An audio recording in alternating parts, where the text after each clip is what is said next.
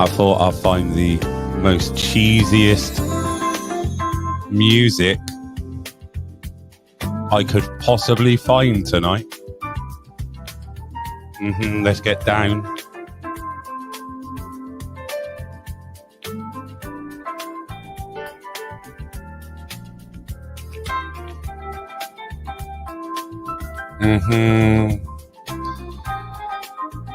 Good evening, everybody.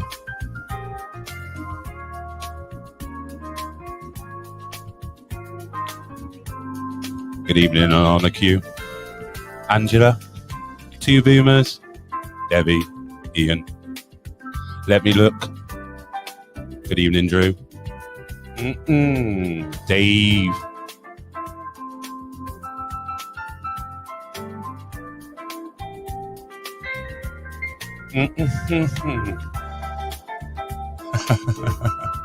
All right, Indy, mate, no worries.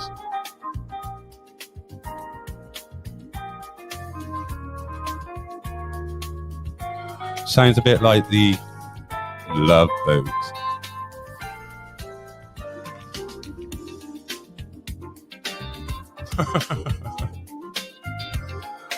Ads? This ain't no ads.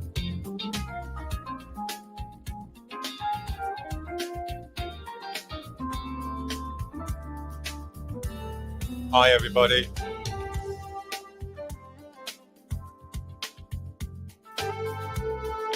You like it? I thought I'd find the most cheesiest music I could possibly find tonight. Let's get that done. So how is everybody? We all good? Can you all see and hear?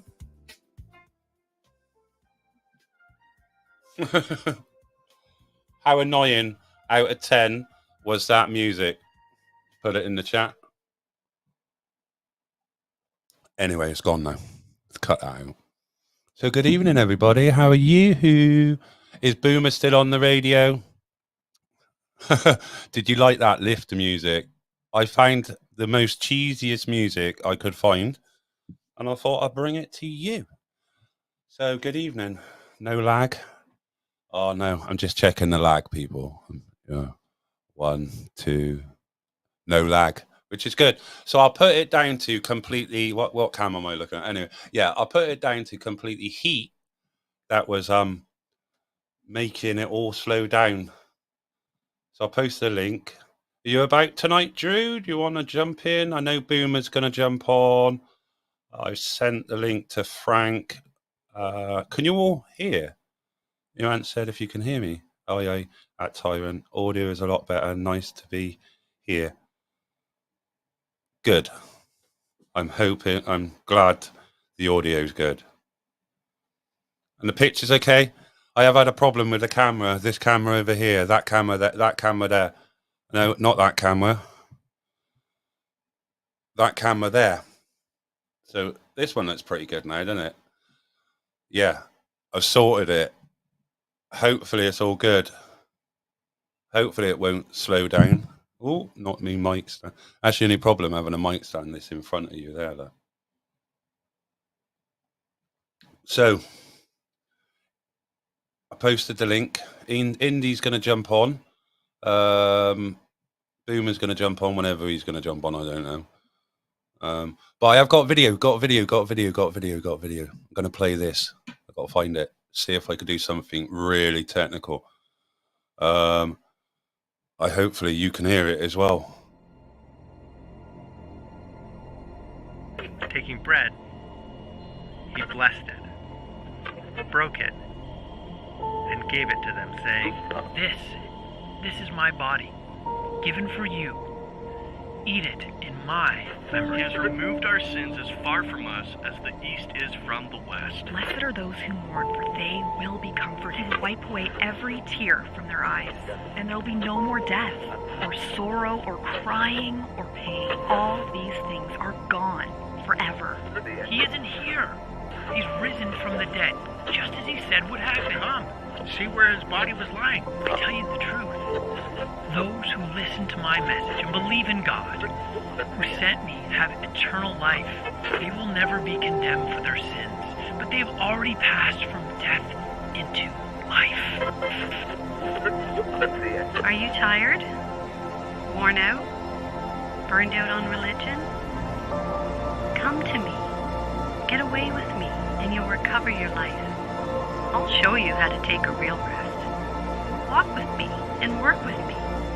Watch how I do it. Learn the unforced rhythms of grace. I won't lay anything heavy or ill-fitting on you. Keep company with me, and you'll learn to live freely and lightly.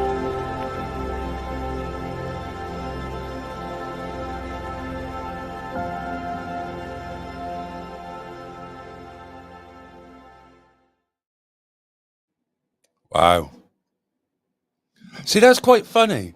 It's quite ironic because everywhere I looked today on the live streams, there was no mention of Easter, our Christian celebration.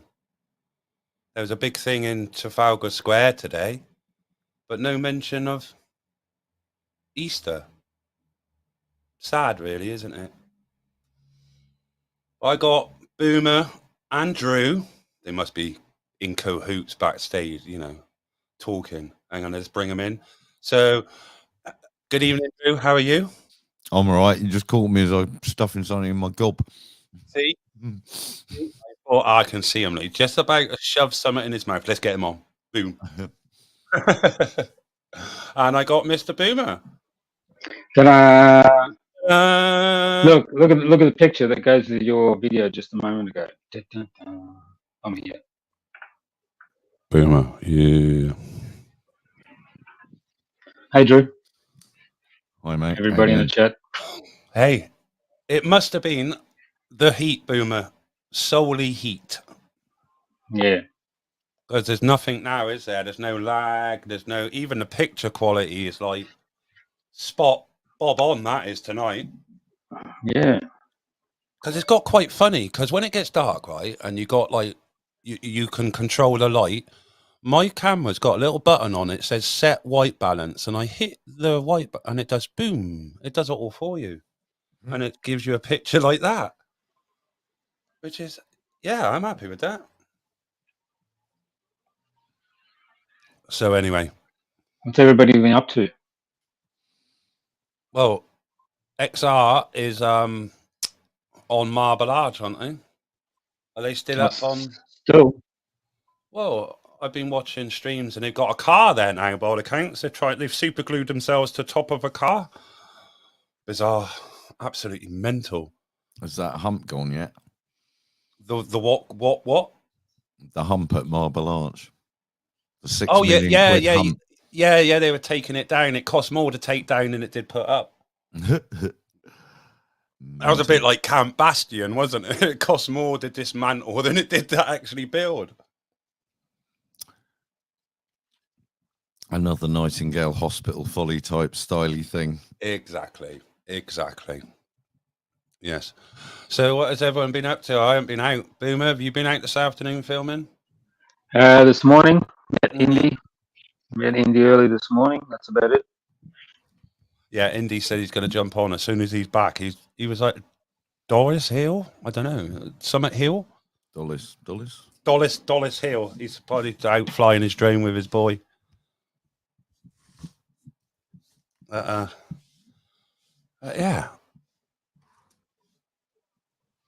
It's quite funny. I was just talking about Easter, which is quite bizarre. Cause I don't really want to talk about religion, but why haven't I seen anything like, I seen Sadiq Khan today give another statement. When he gave a statement out, he stands up and said, at some Indian festival or something like that in Trafalgar Square today. But it's like, where's the message to all the Christians, like wishing them happy Easter and all that shit? Get back in your dwelling, you plebs. It's a bit weird. I haven't seen any of that. I seen like obviously Ramadan and they was at the Albert Hall, and each to their own religion, but yet it's our second most important festival we have. Yet there's no mention of it on mainstream or anything. You're just racist, mate. Oh, sorry. So that's what it is. Damn. Sorry, that is exactly what it is. God You're save the white Queen and all that. You're a white nationalist. What is that all about? Nationalist, all that shit. I'm proud of being who I am. I'm proud of my English heritage. Shouldn't I be? Am I allowed to be? I saw today there was some report about one of the teachers' unions, I think it is, being concerned about incels. What's an incel? It's a narrative, isn't it? It's a narrative. It's this kind of conjured up idea of these kind of basement dwelling, socially dysfunctional individuals, like who are just sort of sitting there waiting to bring society down.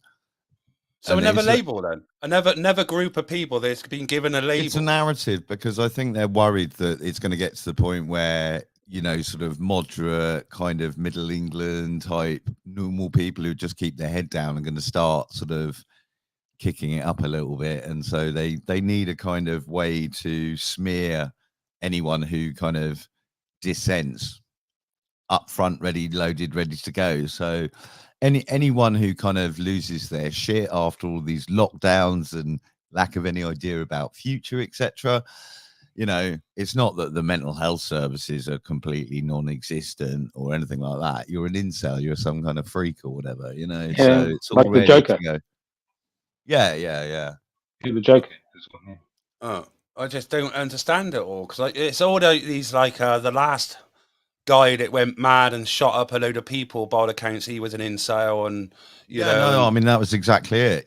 They didn't mention that the guy had been kind of going to mental health services. His mum had been bleeding for him to get some help, etc. I'm surprised it doesn't happen more.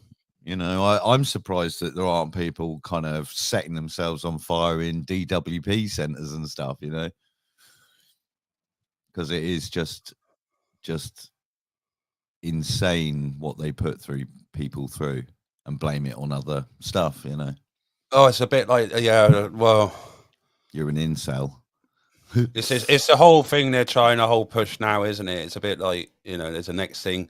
There's what was it called? The family sex show for 5 and above, where the strangers are fucking telling you it's in my area, mate. This is how bad it is. It's in my area. I saw some of the posts about that, but I just couldn't engage with it, to be honest. It's just too what the fuck. Yeah. Like what it is, Boomer, right? It's a group of people, actors, strangers that they could be naked, they might be naked, they might not be naked, depending on how they feel, discussing their sexual experiences with 5 years old and above, basically. Talking about, being queer, gay, lesbian, straight, and what sexual experiences they had. So basically, they want to teach my child about being gay and all that, and that their sexual experiences. Strangers, I call that perverse.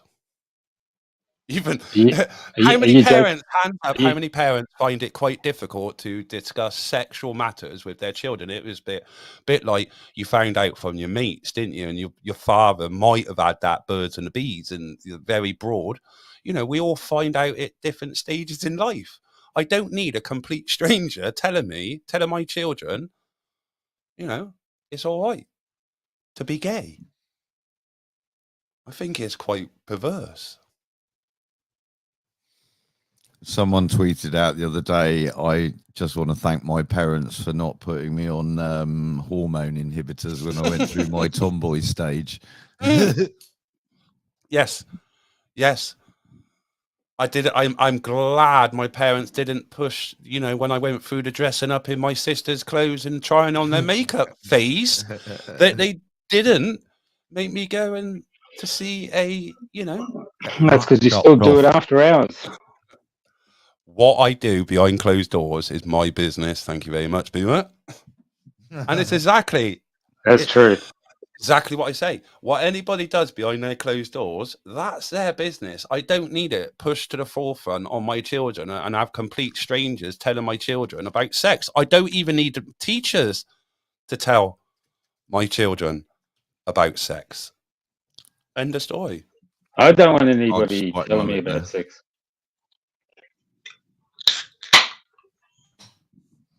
I don't know if anyone else in the chat, well, they all probably do think it's weird that, you know, yeah. One in the chat if you think it's weird. Two if you think it's normal. But I will be going. It's it. I think the Theatre Royal in Bath and at the Tobacco Factory in Bristol in May. But during that time, they're having other than this actual performance by the actors, they're having workshops that you can go to and all sit in groups of people and discuss sex with your children. Wow, I think that's absolutely. I'm sure that won't attract any nonsense at all. I'm sure, but it's actually it's sounds like Hey, another big society nonsense. Torrance, you want to take my little action camera with you? I think I better, mate, because me standing there with a big camera is going to attract some attention. I'm going. Yeah, I think it's disgusting. You know, it's absolutely. It is open to perverts. Because can adults go there without children?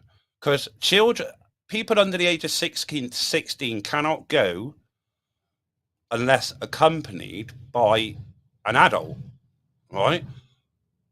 But can an adult go on their own? Unless they're accompanied by a 5-year-old. How does it work? Because is this not leaving it open for paedophiles to attend and get their rocks off? Or what? Is it? I don't know. I'm probably wrong for saying it. I'm probably, it's the best be watching him. He's some, weird. To be honest with you, I think that it's as open to abuse by victims of child abuse. Yep. As it is to educating children as to what they're winkies for. You know what I mean? Well, I think there's a big danger that families where abuse is going on could end up in a place like that, having it normalized. Exactly. To a degree. Mm-hmm. I mean, agree. I don't know. I don't know how it's presented, but, So say, for example, you had a parent that was that way inclined, it maybe and wanted they drag abuse. you off. You just keep your mouth shut. We'll go and watch this. Look, it's all normal. Look, it's all normal, when you, and daddy, next thing you know, daddy or mummy is abusing children. Yeah, well, exactly. I could see that it's, how. It gives me the heebie-jeebies, mate. Yeah. And I say that as someone whose parent was sent to jail for his abuse of us as children. Mm. Mm. I think you've hit it. You've hit it. It's trying to normalize that sort of behavior in this modern society. You know what I mean? It's yeah, I don't. Yeah, no, I mean it all that. Jason's kind of right. thing, Yes, it's trying to normalize. I think it is trying to normalize.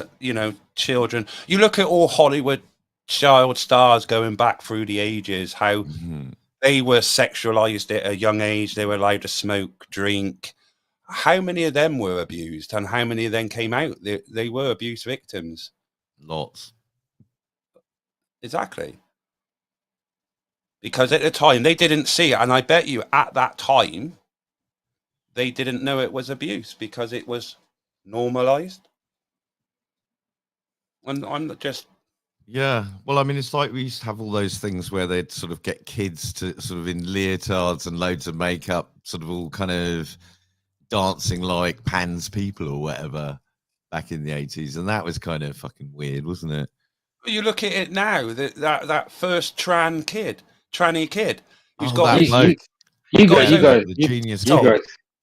guys. He's got his like own one tip- seriously fucked up individual now, so I understand. Is that the one that started his own dating agency for trans kids? No, there was that young sort of mastermind genius kid, you remember? And he grew up and he went through the transformation. And he used to go on telly as a child, and he sort of, you know, Magnus Pike or something with bow ties and all of that. And he's like some old professor at 12.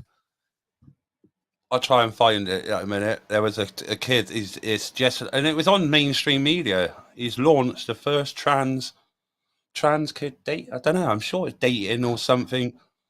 What the hell are they putting in the water, man? Too much fluoride. I mean, you know, it's kind of like, you know, you got the naked civil servant and back in the day, and, you know, gay people were closeted and all of this. But it's sort of, I mean, what's happened where all of a sudden there's just like seeming explosion of kind of gender confused people? Because that's what mainstream media's done. They've, I don't, it's just, to me, it's because mainstream is like normalized it so much. It's even, you've got so many gender dysphoric children now. It's like, oh, I don't know what they are. Well, you know, have you got a dangly bit? Yeah. Well, you're a boy. You're a boy then. Haven't you not got a dangly bit? Well, then you're a girl. End of story. I like dollies. Well, unfortunately, you could be a boy and like dollies. It doesn't make you gay, though, does it? It doesn't make you the wrong sex. No, but you know, I mean, you do get 7-8-year-old kids who, you know, just like, kids are weird, aren't they? You know, it doesn't mean to say that, right, that's it. No puberty for you, son. I grew up with all sisters, so should I not be gay? Should I not want to be a girl?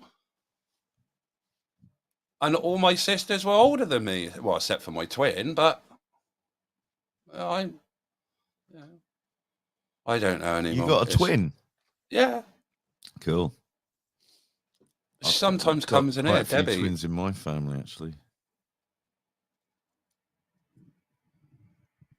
I just don't. What's that? Autogyne? No, can't even say that. I can't even. Autogynephilia. Is that it? What's that? Don't know. Autogynephilia. Yeah, you said it right. What is it, though? I don't know. I'm sure he's going to tell us.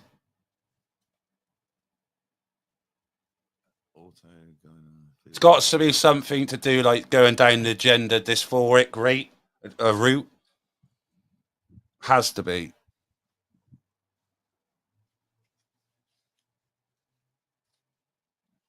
Well, God made Adam and Eve, not Adam and Steve. That's quite. Yeah, that's quite. Not sure if he's Morris or Doris. Exactly. Didn't they take that out of 10 Commandments? Now you're not allowed to say that. Thou shalt not cover the neighbour's. I don't know, the neighbour's wife, and that thou shalt not cover the neighbour's lie with another man or something. I don't know. Is that not allowed anymore? Lying down with donkeys or something. Yeah, don't cover his oxen as well. Don't cover his oxen. That was right. Don't sleep with his donkey or cover his wife.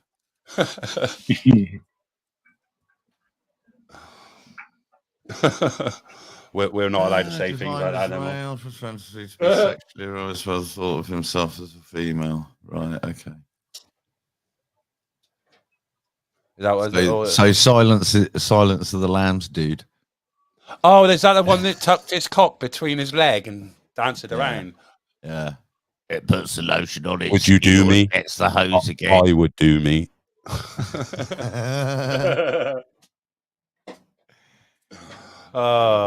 we go. Good. I'm not echoing. Well, I've seen the old crusties. They climbed up onto marble. What was all this with all the crusty XR? Like, hang on a minute. I got a fifth grade. I've got a fifth grade. Little They're test. arresting them now. Are they? Oh, never Yeah. mind. Never mind. Here we go. Hang on. Let me just Carrying them one by one out. Here we go. Hang on. Let me get rid of that. Let me just This is a second grade at home experiment you can all do.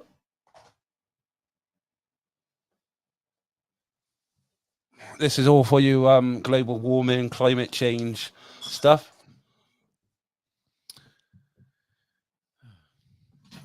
Is that not true?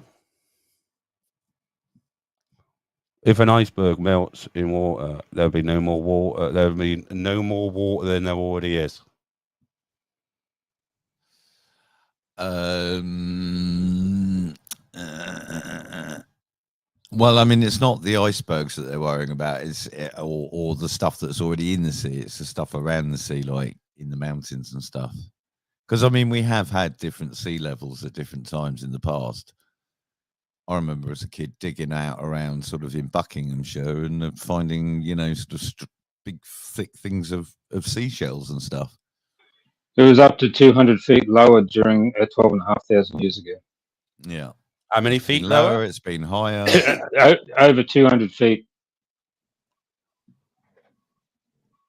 So it really ain't, you know.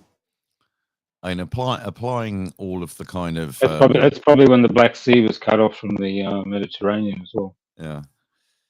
And also we've had movements of the tectonic plates, which will displace water, you know, and provide different sort of peaks and troughs for that water to sit in. And that's where the Noah story came from.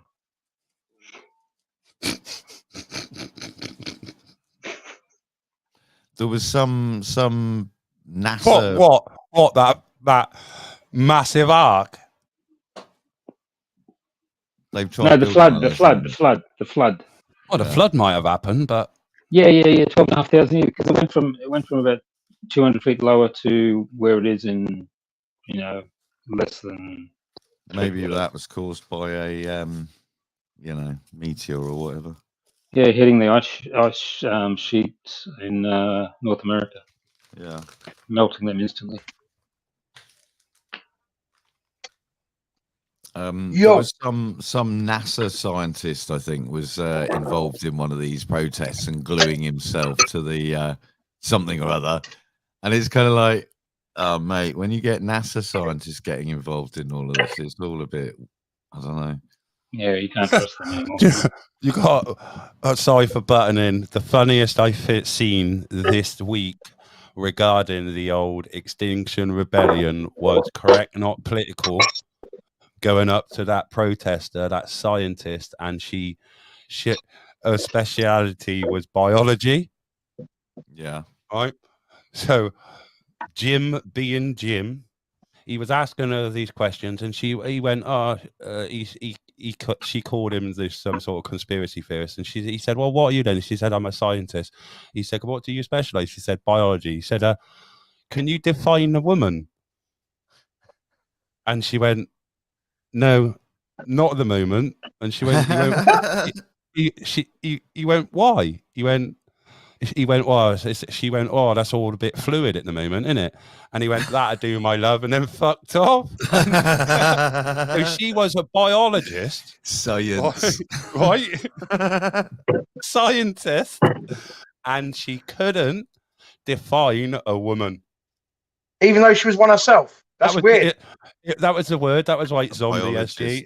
A word, it's too fluid right now. But I mean, that is just insane that someone calling themselves a scientist can kind of, you know, oh, well, it depends on what the fucking narrative is, isn't it? Exactly. You know. And quick as a flash, that was it. Jim just fucking walked off. He said, thank you very much. That's all I need. And fucking walked off. And that was it. He blew her. She dug her own hole, man. Yeah, blew her right to water. No, I mean, I remember watching sort of stuff on astrophysics a few years back, and you'd get the occasional person in the audience going, "What about global warming?" And it's kind of like, there is this kind of complicity in academia where you can't diss someone else's thing because it might affect your funding. So Yeah. you get all of these people who know that our weather is driven by the sun mostly, or in a big way.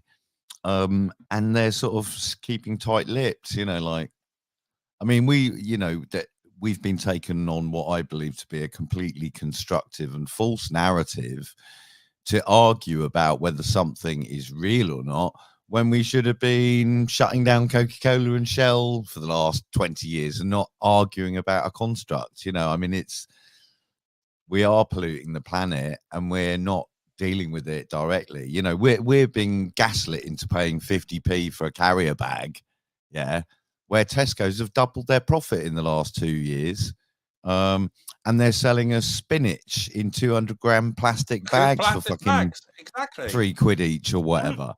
And spinach should be £1 a kilo loose or whatever, with maybe a rubber band around it. I always thought, right, why isn't it cheaper, right? They're selling it for £13 a kilo.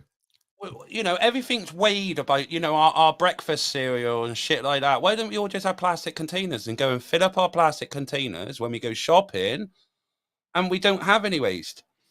And it's a lot of countries that do that already. Germany do that. Yeah. We don't need packaging. And then to blame the cost of living crisis, and mind you, it's not cost of living, it's fucking inflation's going through the roof, and it's being labelled the cost of living crisis. No. I'm pretty sure in November Boris was telling us about the Brexit dividend and global Britain, and we're about to sort of like, go to the moon. We're having our own space program and everything, ain't it? What was he smoking? Huh? What was he smoking? His own farts. Mate, Yeah, I was inflation's hitting what? 7 point what percent inflation?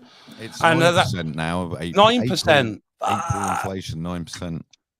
I mean, how can we go from, like, in November he's going on about how brilliant everything is to now where it's absolutely fucked?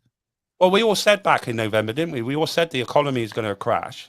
Oh yeah, everyone else knows about reality, but he's allowed to get away with going on telly spouting endless fucking lies. Excuse my French. Yeah, but it's how all these things happen. We came out of all this, out of this pandemic straight into this war, and now this cost of living crisis is being blamed straight into propaganda of war. Propaganda, yeah. Well, call it whatever you like. It's such timing, isn't it? I mean, it's completely. We're all saying coincidences happen. Well, fucking bollocks. Of course it is. Of course it is. It's all bollocks. And this whole cost of living crisis now is being blamed on the war with Ukraine. Hang on a minute. The last time I looked, we're not at war with Ukraine. Yeah. I mean, it's a double narrative, isn't it? We're not at war with Ukraine. We are at war with Ukraine. We're in a war situation. It's like fucking 1984, isn't it? We've always been at war with Eurasia or whatever. But what is amazing is that Boris Johnson is willing to go off to Ukraine, without his stab jacket that he apparently needs when he's out in Manchester or whatever. And the guy is sort of saying, we're going to give more weapons to Ukraine, right? I mean, he's declaring open war with Russia by proxy, right? Yeah. And he's willing to do that and go and get his selfie money shot with that Zazinski geezer or whatever to try and cover up for his own fucking fixed penalty fines and his offshore chancellor. He's willing to go to, the edge of World War III and certainly alienating Russia for the next decade. I mean, we are arming these guys who are going and ethnically cleansing old Russians, you know what I mean? Also, you've got the SAS there teaching Ukraine army now. Exactly. There are Americans and English special forces NATO might as well just say they're at war with Russia.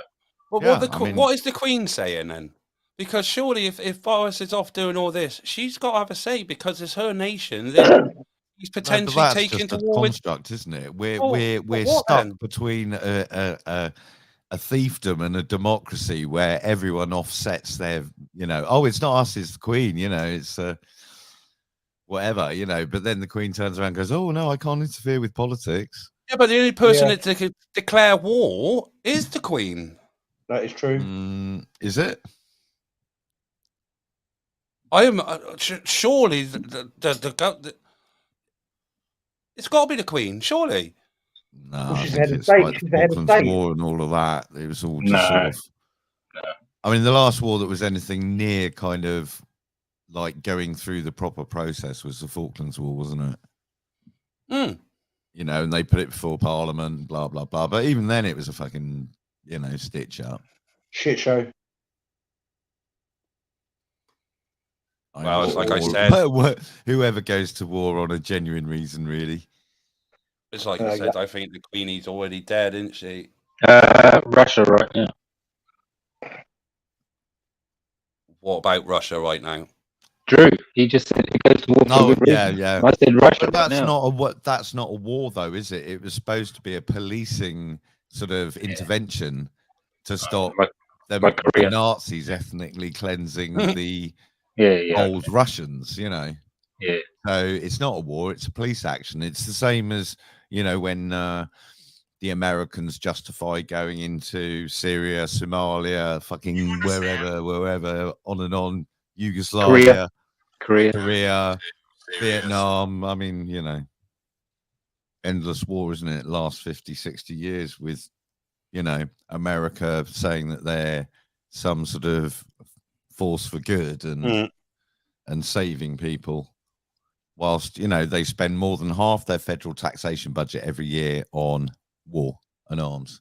They are quite simply de facto a war economy.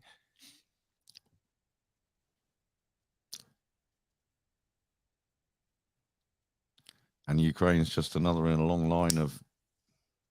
Yeah, but Peter Yam Yam, let her peg it after our 2 days holiday. Well, we get 12 days when she pegs it.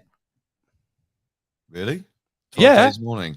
Yeah, hang on. 12 days in the morning. This is the whole part of the show tonight. I've downloaded a little bit of footage of we get 12 days of national mourning. All right. I can see Boris going, look, come on, we need to move on now after about 4 days of that. Long weekend, and that's your lot, mate. Oi, Boris will be having a party at 10 Downing Street, mate. We're all invited. Just before old Lizzie closes her eyes, you get a pump full of 24 hours morphine and morphine and morphine and coke. Oh, right. Yeah. Morphine and coke. Should have a few grams of coke and Nice a bit one. of morphine just to help her on the way. So they said it, so she doesn't suffer any pain. Really? Yeah. This is bona fide, right? Honestly, so she's going to be off her trolley, giving it large as she. Right, that's it. Then we're all going around Queenies for a couple of G's and a bit of a Charles. You know what I'm saying? The moment she closes her eyes is the moment Charles is king. That is regardless if he's going out on a snowball, man. Yeah. Yes, way to go, innit, on a snowball. Oh. I downloaded it. I go, where is it? It's only a few minutes. Where is it? Don't know whether or not you're going up, down, but you're on a fucking level, but you don't know where you're going. It's called Operation London Banging up Bridge. Wait. Let's put it on. Let's see what we get. I know we get 12 days of national mourning, but let's just bring it in. The announcement 12 from days. Buckingham Palace said the Queen was at her. The nation pauses to say farewell to Queen Elizabeth. To ensuring that resident European citizens who have built their lives in and contributed so much. She is Queen Elizabeth II. You might know her as the Queen of the United Kingdom. But you might not know that along with the United Kingdom she is also the Queen of Antigua, Barbuda, Australia, the Bahamas, Barbados, Belize, Canada, Grenada, Jamaica, New Zealand, Papua New Guinea, St. Kitts and Nevis, St. Lucia, St. Vincent, the Grenadines, the Solomon Islands, and Tuvalu. And what if I told you that this all country are gonna lose their queen forever? Born on 21 April 1926, Queen Elizabeth II ascended the throne on June 2, 1936, at the age of 27. And as of 2021, 21 April, she is at the age of 95 years. Nearly 69 years on the throne, Queen Elizabeth II is the world's longest reigning and living monarch. But her death is also on the horizon, unless you believe that she is immortal. Her passing away will bring about a lot of change. As the Queen of 15 Commonwealth realms, a certain amount of secret, but not so secret protocols must be followed and timed out to the exact minute after the Your Majesty Queen passes. Day 1, London Bridge is down. In her final hours, Queen will be with her family and team of personal doctors led by Professor Howell Thomas. Considering the situation, Queen may be injected with several grams of morphines and a gram of cocaine, primarily to give her peaceful and quick death rather than suffering. At the exact time when Queen passes, her eldest son, Prince Charles, will be King Charles and Camilla will be Queen. At this period of time, Charles has waited for the longest in the history of the British Empire to be king and even holds the record for it. The first official to get the news will be her private secretary, the Right Honourable Sir Edward Young. He will immediately convey the message to the acting Prime Minister Boris Johnson in a secure telephone line. By the code phase, London Bridge is down, which means Queen has passed away. Then the Prime Minister will immediately alert 15 Commonwealth realms, where she is the head of state, and other 37 countries, where she is still recognized as a political figure in the secure telephone line first. Most British people have simply never known life without the Queen. It would be a strange, uncertain time. The government and royal family's website, social media accounts will be turned dark theme, indicating the death of a royal family member. The UK Press Association and news company will be informed by an obit light, a blue light, indicating the loss of a royal family member, and alerting broadcasting companies to shut down every comedy show for the 12-day mourning period, in respect, and play an inoffensive playlist of solemn and mournful music, waiting in anticipation for the news about which royal family member died. After some minutes to an hour, a black-edged formal notice will be kept on the gates of Buckingham Palace, detailing Queen Elizabeth died peacefully in her sleep this afternoon at Royal Lodger, Windsor. Union Jack will fly at half-mast for the respect towards the Queen and her contribution towards the nation. All the press associations and the broadcasting company will be informed formally after playing solemn and mournful music. BBC One will go air a pre-recorded sequence of portraits, which was long rehearsed for this situation, will be played. BBC's traditional red and white branding will be changed to black and white. While the sequence of portraits is being played, news presenters will change their clothing to a dark color clothing for a formal announcement to the public. Over 40% of the living population will be watching it, making it the single most viewed event in the world. As soon as the news gets published, stock markets, businesses, offices, schools, and the entire nation will come to a halt. Considering the situation, every event taking place in the country will be postponed. Royal Standard flag will be flying high, and the national anthem will be changed to God Save the Queen to God Save the King. However, Queen death is estimated to cost Britain billions of pounds. There will be hundreds of changes within a week. The new currency would be printed immediately. Police and military officials will be provided new uniforms with new insignia on their helmets, which currently display the Queen's initials and Renal number. New passports will be implemented, and many more changes will be made.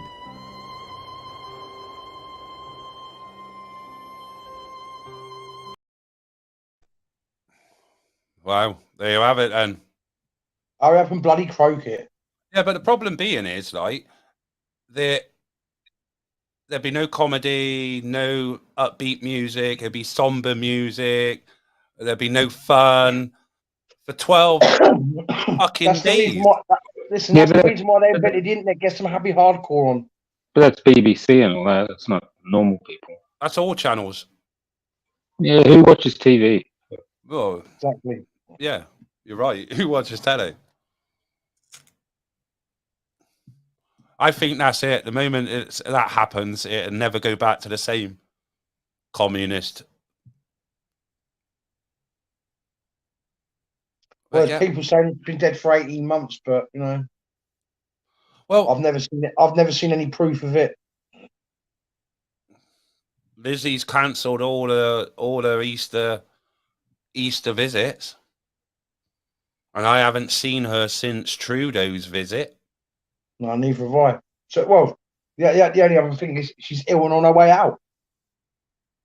Or she's already gone. Or she's already gone, yeah, but...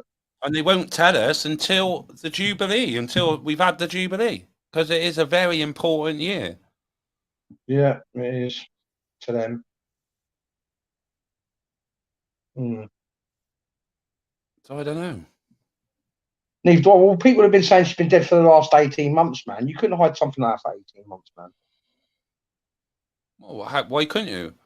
How couldn't you? Because there's too many whistleblowers, man. There's too many people that know that if she was dead, someone would blurt it out. It wouldn't be. You couldn't keep that a secret. It'd be impossible. Well, you're right in some aspect. There would have to be somebody within working in the royal household that would blow the whistle. But then again, look how loyal these people are to the Queen. Yeah, but what you've got to remember is money talks, bullshit walks. If you're offered a substantial amount of money to say the Queen's dead, you know, I've got proof of it. I took a photograph of her on her bed. You got it, really, didn't you? Money talks to everybody. It all depends on the price. I don't know. Someone offered you £1 million. You know, you remember the Royal House. They'll have NDAs. They'll have NDAs. Yeah. Once they've they would have had NDAs, non-disclosure. Yeah, true. They would have signed when they went to work for the royal household. Yeah, you would be privy. You would hear. You would accidentally hear some, wouldn't you? This is done behind closed doors. Well, you can't tell everybody they're lizards. No, that's true. I've never seen a shed.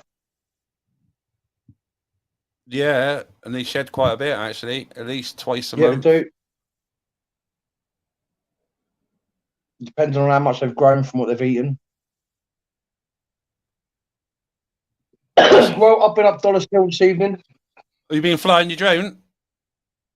Yeah, it's weird. I was out with Boomer this morning and he kept on telling me that one of the rotors was spinning, but then I take it up there, I managed to fly 2 batteries with it and it's fine.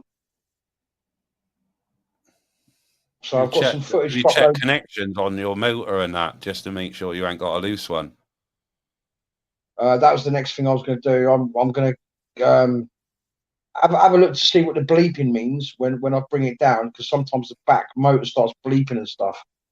Tries to move, but it's not moving. It's like it's in a fixed position, but it's pushing itself around, but it's trying to, but it can't. So I'm going to check that and do what's the matter with it. I'm not going to take it apart yet. See what the problem is. Yeah, I know. I'll see what the problem is. I think Boomer's got a motor for me, but I'm going to buy another few as well in case. And then going to see if that'll. Well, you've seen it yourself, haven't you, Boomer? I bring it down and it starts going. One of the motors is spinning too fast. And I'm scared that if that motor gives out, it's going to pull one way and end up in the water. I wouldn't even let the sun fly early on. Isn't tonight supposed to be a big moon, big pink moon? Yeah, it is. I just had a look. It's pretty awesome. Is it awesome? I'll get the camera out there in a bit. Yeah. I'll connect via me phone, and we'll get out and have a look. It's not. I don't know how dark it is. I haven't been out in ages. And I'll even get my drone up and get some footage. I just spent like half an hour just flying over Dollis Hill, man, checking out the train line, chasing people around the field. It's great fun. Have I any thoughts on Rwanda? What, them sending the immigrants to Rwanda? Don't think it'll happen. It'd be some it'd be some human rights bollocks. They can't even kick them out of the country normally. Yeah, so getting them to Rwanda. Unless they've made a camp called Rwanda.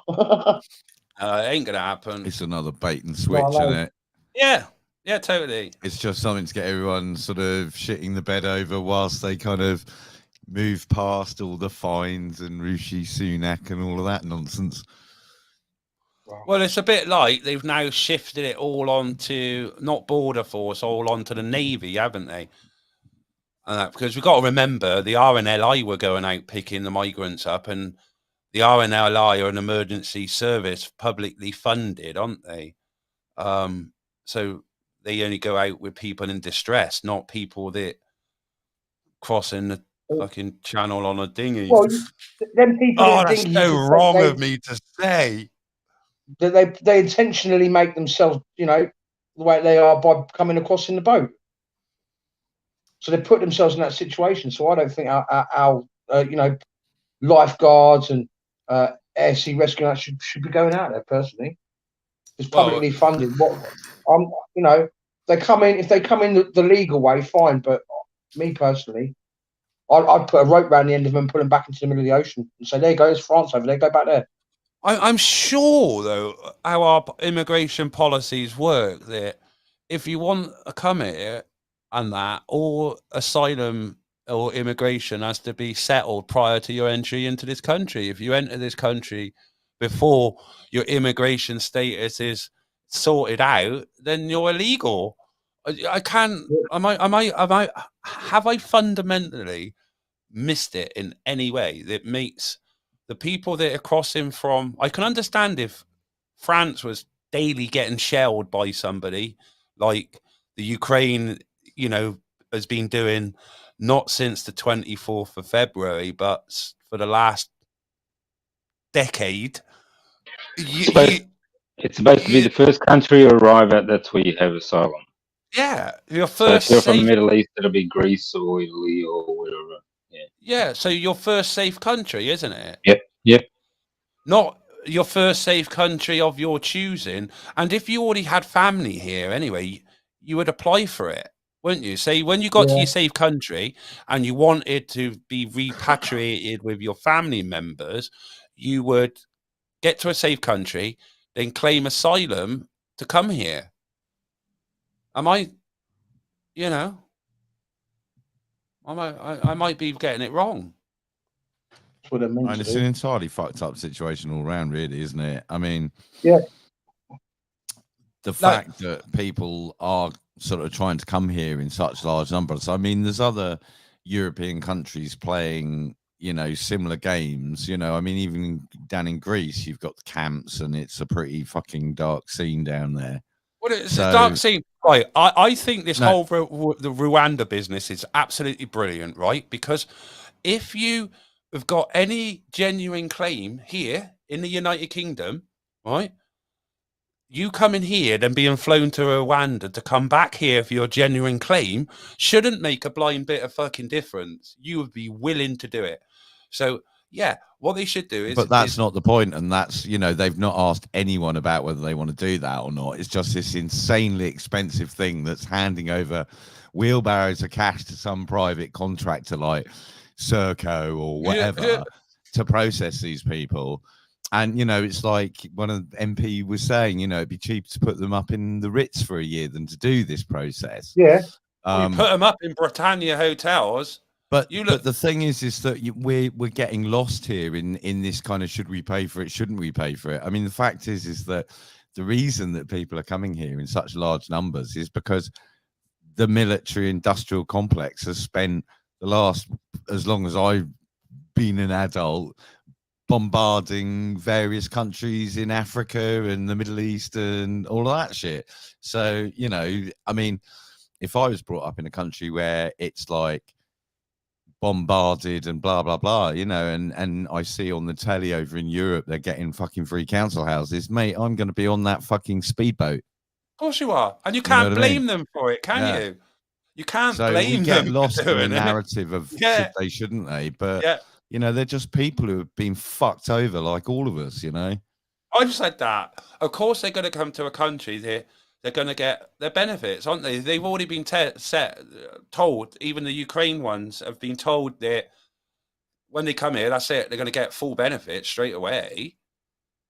So, of course you're going to fly here, aren't you? Phew, I'm going to get here as quick as I can. You got Patel going on about sending these people off to Rwanda while saying, oh, you know, we're going to take 500,000 Hong Kong people. We're going to take this many thousand Ukrainians. We're going to do this. We're going to do that. I mean, it's just completely disjointed narrative, isn't it? To do nothing but discombobulate us. And whatever they've got planned, they'll do anyway. Yeah. They don't care about what we say. They just do what they want. I mean, you know, Johnson stood up in Parliament when all this stuff of Partygate started coming out, and it was like, oh, we'll have to wait for the Grey report, we'll have to wait for the police to say, you know, obviously, you know, I think it's terrible that people were doing this. And now he's looking at half a dozen fines or so, and it's like, well, yeah, let's move on from this. You know, I've got a fucking World War III to start. Yeah, but has he not made any comment on it? Because he's obviously paid his fine. But mean, now, you know, he's it's all lied, with this directly Ricky lied Sunak and and his Parliament. non-domicile wife. That's what the next thing. It's all been brushed onto that now, isn't it? You know, Ricky Sunak, his wife, non-domicile. It's outrageous. Not paying. I think it is outrageous. And I was talking to my dad the other day, and we were talking about he should be looking at jail time, not just losing his political career. Yeah, but I mean, you know, Piri Patel was formerly sacked from her position as a minister in May's government for breaking ministerial code and going off and having secret meetings with the Israelis. Yet, you know, that should have stopped her from ever being a minister ever again. But here we go. She's the fucking Home Secretary. It's getting her claws into something, you know what I mean? I mean, it's, you know, we've just abandoned any kind of notion of you know, proper conduct in public office. You can go off and, you know, take money from Russians, be a spy for Israel, do whatever the fuck you like, you know. And it's just like, you know, the media's not going to question it. They're all owned by billionaires as well. Yep, they definitely are. It was like I got into an argument with my dad the other night, and the other day when he came round to bring the children's stuff round, and he said, "Oh, what do you make of this whole Russia business?" And I tried to say, "Look, if we talk about it, we're going to get into an argument." But he pushed it, and he said about, "Oh, you know, all the money they're taking from the Russian billionaires, you know, because they're friends with Putin," and he thought it was okay. And I said, "Are you okay with that?" He went, "Well, they're friends with Putin." So I said, "Well, what if you were friends with a Russian billionaire and they took all your money away? How would you feel?" I think it's completely, utterly bizarre that you're all bad people, like, because you know a Russian, or you don't support the narrative that you're being told that Russia's bad. Yeah, it's crazy. It's getting all mental now. Really is. I mean, that is part of the purpose, though, isn't it? It's just to sort of keep us so confused, and endless stories and stuff that will make us angry. So we just, you know, we just burn out in the end. That's it. That's why I just look after my own now. That's all you can do. That's all you can do. It's all good and well having friends. It all depends on whether or not them friends have got your fucking back. That's what it's all about. And the little communities that we've made up, watching each other. I don't think that they're all pretty bad, Hedden. I don't think Russia's as bad as what the Western media is portraying. No, definitely not. Putin has been saying for a decade, stop encroaching on Russia. You know, they promised when the Berlin Wall came down that they wouldn't move over. And if you start looking at the actual maps of the former countries of the USSR, you know, the Americans have spent the last 20, 30 years methodically going country by country, bring them into the EU or bring them into NATO, now where there's just this tiny thin line of the Ukraine, basically. And you've got a bunch of crazy Nazis up in the sort of south of there, like ethnically cleansing. I think that's why I think you said it before. I think you've said it before. Isn't the Cuban Missile Crisis, but in reverse? Well, yeah. I mean, if you look at the difference, the sort of hypocrisy in the way that they've approached this, you know, the US have got something like 500 bases surrounding China and Russia. Yeah. Yet, you know, we nearly faced World War III back in the 60s when there was the threat of Russia putting a few missiles on Cuba. Yet they're completely surrounded. They're arming, training, and pretty much have got, you know, like SAS and special Delta forces on the ground in Ukraine, and making out, you know, that Putin's the Nazi. But You know, what is crazy? What threat does Russia and Putin pose to the West?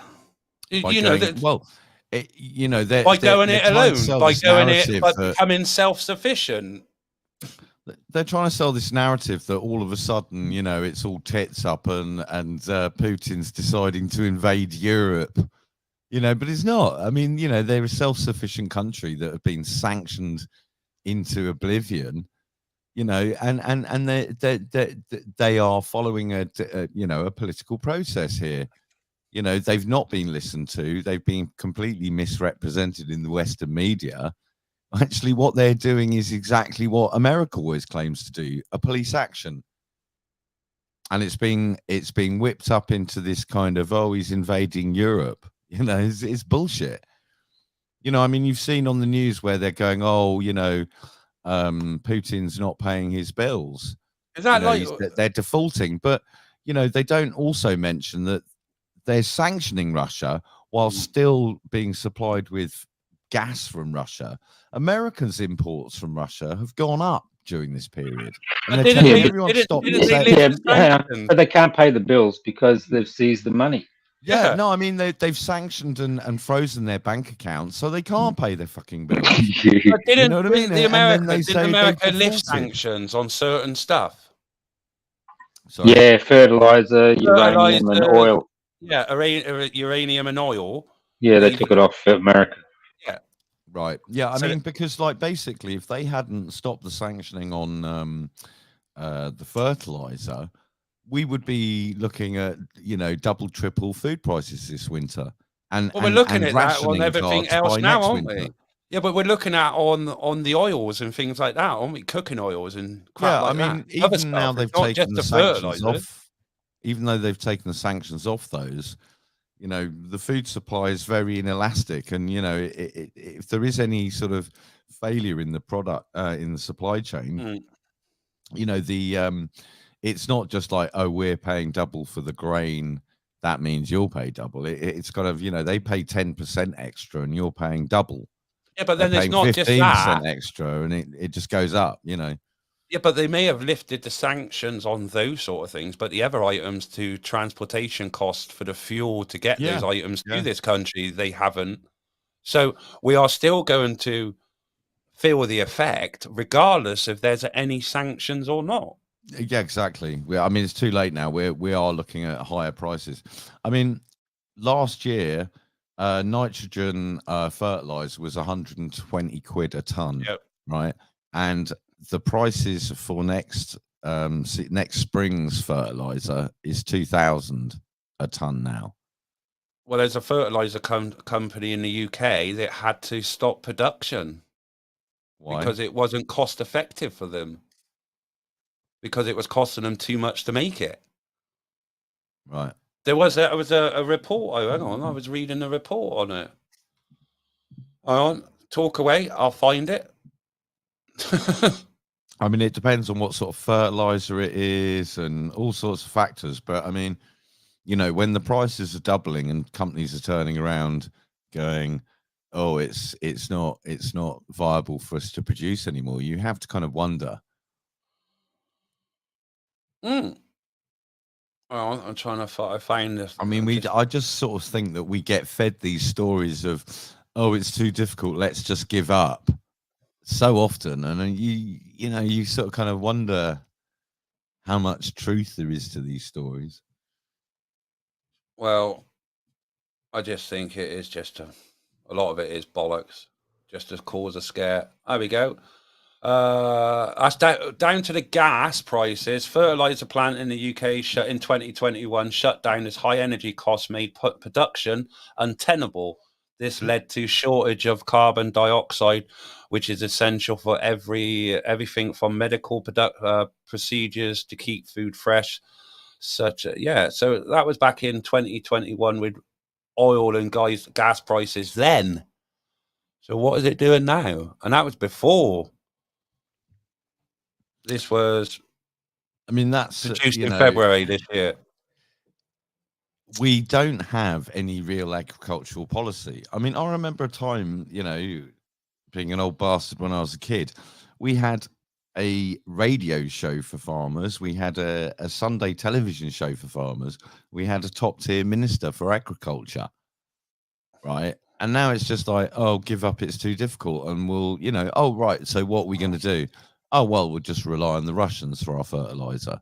You know, oh, it's too difficult, it's too hard, it might be a bit expensive. And so we'll just completely abandon our food security in order to kind of save a bit of money. You know, and so everything is down to the pound note now. You know, after the war, they subsidized farmers to make stuff so that we had cheap milk, so that, you know, we didn't face starvation or doubling of food prices. They've just completely abandoned that. I mean, who are these politicians elected to serve? Are they there to furnish the military industrial complex with another war? Or are they there to kind of ensure that we don't starve, that our children have decent schools, that we kind of can get hospital care when we need it? You know what I mean? It's just sort of, reality has just been nudged and nudged and nudged to where we just like, oh, well, I hope we don't starve this winter. Yay for Brexit, you know. And then you got the other side of that coin where these FBPE or whatever types they are, where they're like, oh, if only we could stay in the EU, it'd save the NHS. When, you know, for a year we had the Yellow Jackets marching on the streets of Paris, etc., because they're doing exactly the same neoliberal things to the public transportation system, the healthcare system, and all that in France as well. So the idea that staying in the EU is going to make us any better is bullshit as well. I mean, what we needed was some actual grown-ups in the room to manage Brexit and not just spunk billions upon billions of pounds on schemes for their mates to do consultancies that no one will be ever held to account for, and move straight onto the COVID fraud, you know what I mean? Well, it's been one fraud for the next since Brexit. Trillions. It's cost us trillions, and it's, you know, guaranteed our children and our grandchildren. Since the Iraq War. Oh, we've just got to have another 10 years. Well, of it was austerity. Iraq. Well, look, since 2003, isn't we it? might have to tax Amazon, you know. So give us a break, guys. Iraq, 9/11, Iraq, Afghanistan for decades, and Iraq again. Serbia, Bosnia, Libya. I've got a feeling in my waters that they're going to stir it up in Africa as well to distract from this at some point. So we're going to have a whole bunch of like pissed off Africans being handed a bunch of missile launchers and handguns and shit, and they're going to be heading this way in about 3-4 years, kind of pissed off, I reckon. You know, and the Americans would do that just to kind of screw with things that the Chinese have been doing in Africa, like building new highways and hospitals and rebuilding the infrastructure out there. How dare they build the infrastructure instead of gouging the minerals out of there? Yeah. What, like all the leading communists, isn't yeah, it? the colonials. Damn. So, yeah. So there's that one. Then there's that conversation ended. What's else? No AdBlue for trucks means no modern trucks to supply. Yeah, that's all right. Then Musk is going to bring out the new one, isn't he? The electric. They should be out by now, shouldn't it? Surely. It's all going tits up in California with the gouging prices on the electric. It's making driving a Tesla very expensive at the minute. Wow. I don't like Musk anyway. Is he able to buy Twitter? Did he offer 74 million or 71 million? I think he offered what was it? 41 billion. How much? 54.20 a share or whatever. Yeah, 420. Yeah, there's a 420 bit on the end as usual. Yeah. They say he's for freedom of Some big speech. stoner, bro. They say he's for freedom of speech. Well, I always thought he was a cock. He calls himself a free speech completist or something like that. What the fuck is that? Well, just free speech, whatever, basically. But, you know, there is the kind of, they did fire that guy who was one of their developers who had sort of paid for his own Tesla, paid for his own self-drive package, and had been kind of making critique YouTube videos. And they fired him. And it wasn't even exciting stuff. It was real nerd videos like, oh, this new feature, you know, it keeps it 12 degrees on center. Kind of thing, you know. So Fair play to Musk, mind. Fair play to him. Anyone who's got bollocks like that, who can bullshit his way to become a billionaire. Well, he's actually the world's richest man, isn't he? Hasn't he overtaken Bezos? Yes, and he's the in history as well, the most richest in history. Yeah, richest in history, and he's gonna be the first trillionaire. He's gonna be the first trillionaire, and the fucking guy hasn't invented anything. Hey, wait until SpaceX goes public. Yeah, this guy has never invented a fucking thing in his life yet. No. You got the Starlink shit as well. That's going to make a fortune. Yeah, but isn't Starlink going tits up? No, why is it going tits up? No, it'll never make money because the satellites that get destroyed all the time. It's just not cost effective, I think. I'll send you a link of this video. Yeah, I mean, I'm curious to know, but I mean, I think that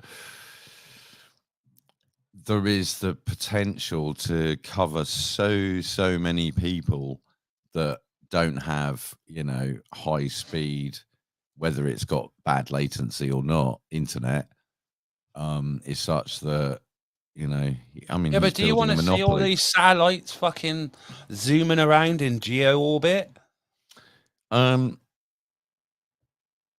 No, I mean, I think it's kind of insane that they've so easily given Bezos and Elon permission to throw thousands of these fucking things up in the sky, when, you know, the previous kind of narrative from NASA and astrophysicists and astronomers and all of that kind of crowd was like, oh, we're turning the sky into a fucking dumpster. Yeah. You know, and yet they're allowing these guys to throw literally thousands of new bits of space junk up. It kind of seems... Yeah, but like Boomer seems said, like there might be a lot of brown envelopes involved somewhere. I don't know how long these satellites of the life of each one of these satellites have got, but they're obviously in geo orbit. No, they're in low Earth orbit. Is that stationary? They're not geostationary. Well, I thought they were in geo orbit, or they are in low orbit. What are they in? Low orbit. Low orbit. You know, when you see like those drones do it, did you see the opening of the Texas mega factory? No. They had like they were sort of drawing designs in the sky with little drones with LEDs and stuff. I mean, that's kind of how the Starlink works. They're all kind of coordinated and they're moving around in a mesh. Yeah, I get how they are, but they're not going to be out there forever. They're going to come. No. They're not going to burn up. Are they going to burn up before they hit Earth, or are they going to be coming down and controlled? No, they deorbit them. They put them into a controlled burn up or go in the sea descent. No, because they're low orbit, they get dragged. They'll fall in anyway. That's why they've got to replace them all the time. That's why it'll never be cost effective. Yeah. Right.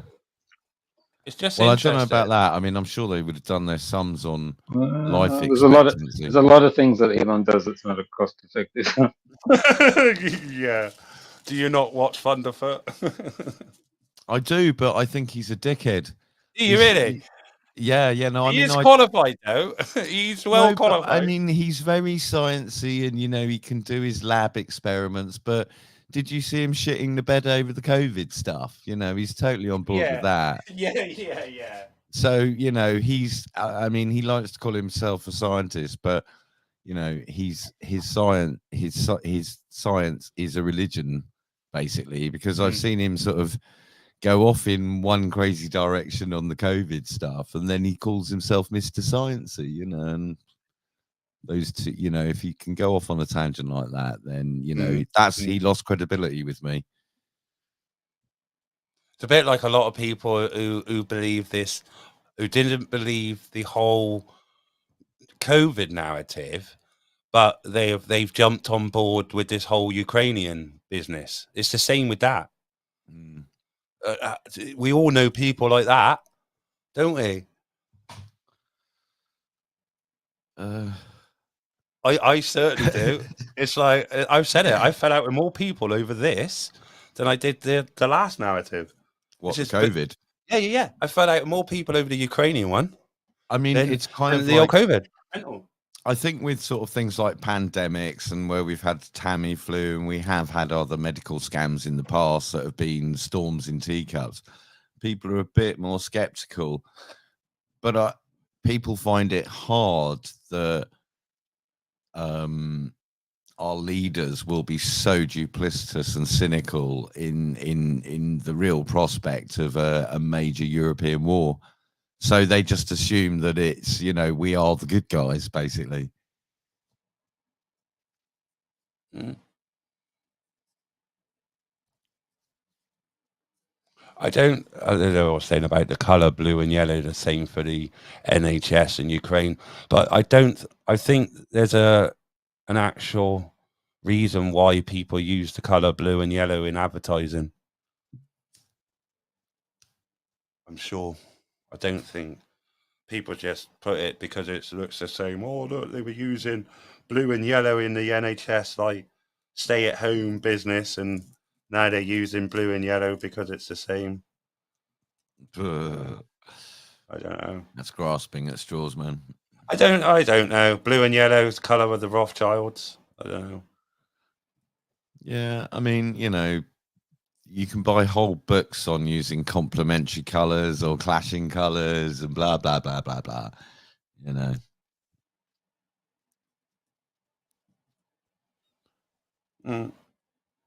that's kind of what drives designers, not kind of some spooky sub-narrative.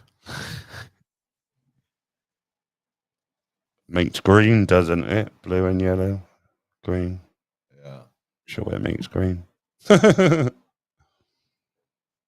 It'll make a mess. Yeah. It makes a mess. Blue and yellow. Hey, Drew. What camera settings? I was thinking of sending the drone up and trying to get a moon shot. Oh, golly. What? Yes. What I would settings say, I would say kind of just give it a try on auto. Yeah, but it usually turns out white, We're going to be taking the light from the moon, aren't you? So, you want to pick up detail. Yeah, of course. So, bang it on auto, but obviously tap the screen on, open the iris wide it, and just play around with it, opening and closing it to see where you pick up the detail of the moon.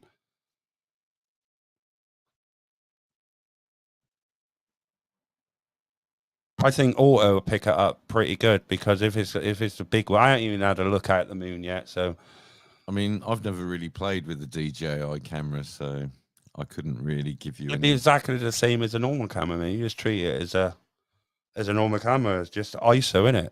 The focus triangle. But every camera's got its own foibles of whether you should open up the iris or maybe pump the ISO a bit. Blah blah blah. I reckon you just leave it on auto. Because it's got a 1 inch sensor, so leave it on auto mode.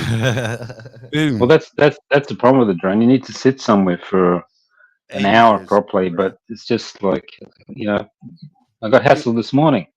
Yeah, you need a spotter. Yeah. When Drew's around, I don't get hassled. He keeps everybody away. Everybody's scared, so it's good.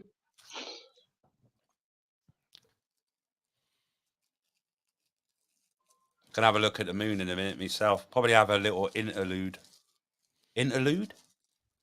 Intermission. I'll play me cheesy music. You need the elevator music from the Blues Brothers. Let's get down and Panema music. Mm-hmm. Let's get down to listening to those funky beats. Oh yeah. Bit of weather report.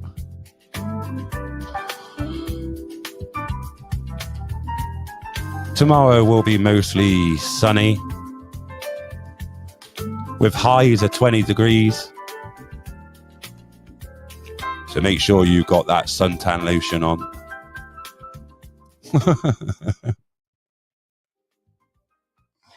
Oh dear.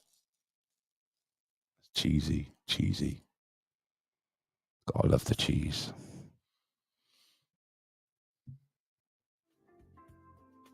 So what's next week's Tory distraction piece going to be, do you think? What are they going to run with? Isn't he going? Has he commented on these fines business, Boris? I'm not sure, to be honest. Because obviously, are they on Easter break? Do they still have PMQs during Easter? Because obviously, I doubt it. I'd be pretty surprised. Perhaps they'll throw another. They'll make another nonce walk the plank, or one of their sort of secret rape dudes.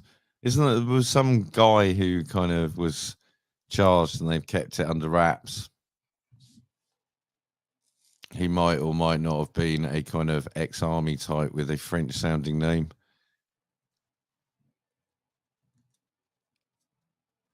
Oh God.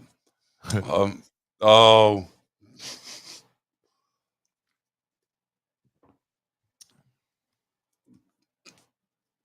I forget now. Yeah, old Boris will be down at Checkers this weekend, stuffing his face with foie gras at our expense. Yeah, totally. Open another Bollinger, will you?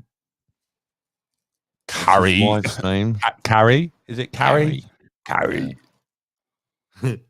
Was she like an it girl or something like? I don't know. What was she? Where did she come from? Who was she? She was shagging the bloke from Guido Fawkes previously. I don't even know her. I've never seen her before. She's just like, some kind of Sloane Rangery type bird who's kind of been on the, political circuit. But yeah, she was going out with that Guido Fawkes dude before. It's very incestuous, all of that lot. You hear all of these stories about them shagging each other, and I mean, I'm not going to say any names here because this is sort of, public and all of that, but, quite big figures. I mean, you had the Matt Hancock thing, but, you hear names he's like... wormed his way back now to the back benches, hasn't he? He's wormed his way back on the back benches now, all of this fiasco after... It's just insane, isn't it? I mean, the thing is that Matt Hancock is a toadying, useful idiot, kind of a bit like Chris Williamson, not Chris Williamson, the bloke who was the Tory education minister, the ex-cooker salesman dude, used to work for Argyle. But yeah, I mean, Matt Hancock is a kind of Institute for Economic Affairs groomed, useful idiot who was just put in there to kind of be the distraction clown after the truly dark Lord Jeremy Hunt had already sort of done most of the work for the NHS, along with Simon Stevens. Well, it's mad, the CEO of NHS England, Simon Stevens, was previously the CEO of Global Development for America's largest health insurer. He jumped straight from that job into leading the NHS, down the fucking drain and into this sort of golden handcuff sort of lease contract existence. That was a bit like with Nick Clegg going to Facebook after he was Deputy Prime Minister, wasn't he? He scored that job with Facebook, becoming their global security or something or other, wasn't it? I don't know. Global security advisor. It's like, what the fuck? I think the more sinister part of that is that directly before that, him, Cameron, Miliband, all the leaders basically stood up and said we were going to have a Leveson inquiry. An inquiry too, and that never happened. And instead of holding the media to account, the Home Secretary at the time, Theresa May, pivoted onto all of us started wanting digital online IDs, and we now have our data retained for 5 years of all our online activity. You know, so instead of holding half a dozen media organizations to account after they're hacking dead children's phones, they've spent our tax money on turning on us and not holding the media to account. It's pretty insane. We're living in a fucking cartoon, guys. Yes. It's a new world order. It's a new world order. Build back better. That's it. Well, I've got to look at this. Oh, did you see that Totnes council meeting?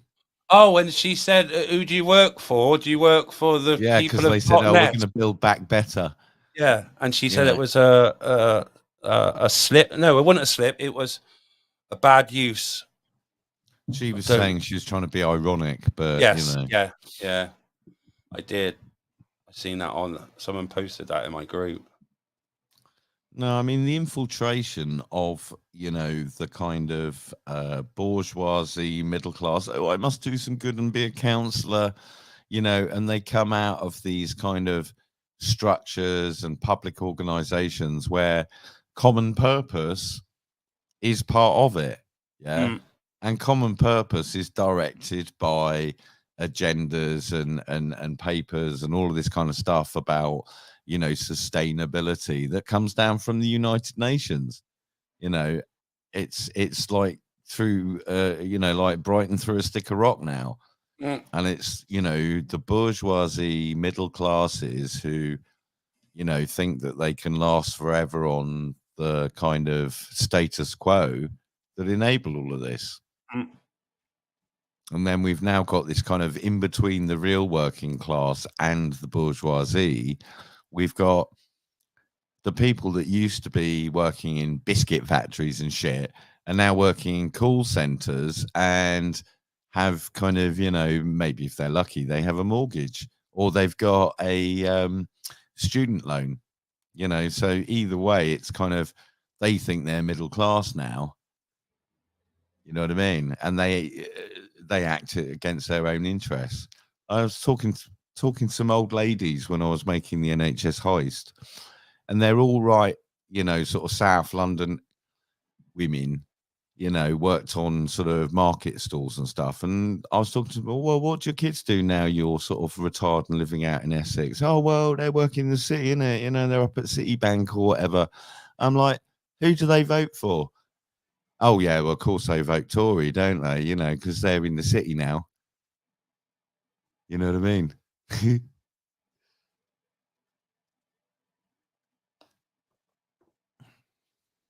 Sorry, mate. I was just reading the chat. Sorry. I was listening to you. I was wondering if it frozen for a minute there. No, I sit like that. No. Hang on. What was this? Oh, hang on. Nonique sending me pictures of the moon. My vaporizer's broken, so I'm going to have to roll a fatty. No, as soon as you have intermission, I'm going to have a look at the moon. Yeah, I'm going to have an intermission in a minute.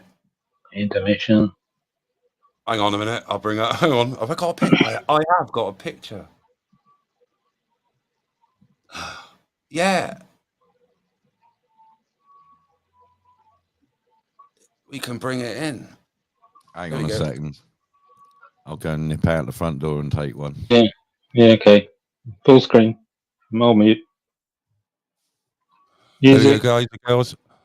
We're going to oh, hang on. Where is it? So go and switch your kettle on. Give the National Grid something to work for. Maybe we'll blow a switch. We'll be back in about 4-5 minutes. Come back. Go make a drink. Go look at the moon. I'll see you soon.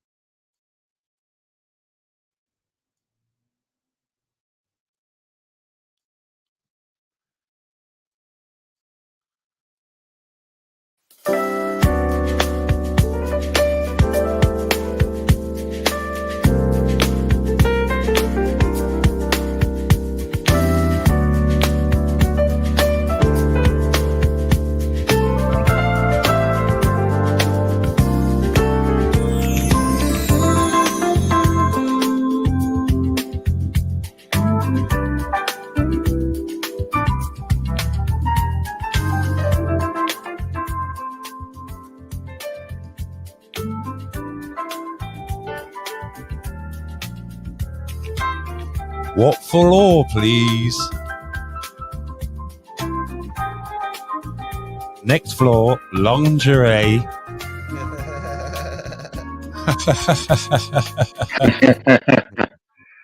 Humphreys. I'm free. I'm free. Mrs. Slocum's busy looking after her pussy. Oh God, yeah, reminiscing about that. Mrs. Slocum's pussy, my pussy. What was the woman who was in EastEnders for absolutely donkey's years who established herself in that? Wendy Richards, yeah. That's what she started off in, wasn't it?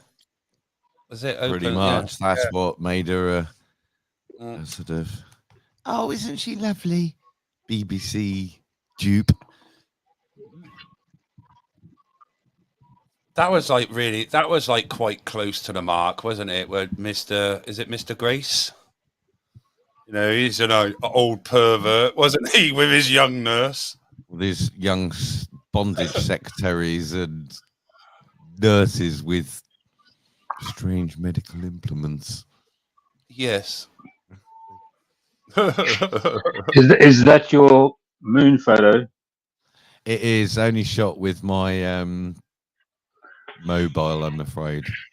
I didn't whip out the old Canon or anything. I've got the mist over mine's. It's getting quite misty. It's still quite low in the sky, actually, the moon. I'm waiting for it to go up a little bit. South London Council flat full moon situation. But mine's all right because I look over just into darkness because it's all fields behind me. I just got tricked into buying the super small bottle of Courvoisier instead of the one that's like £1.50 more and nearly twice the size. It's my eyes.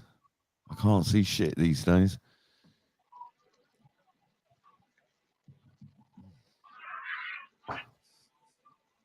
I must say, I did enjoy that though.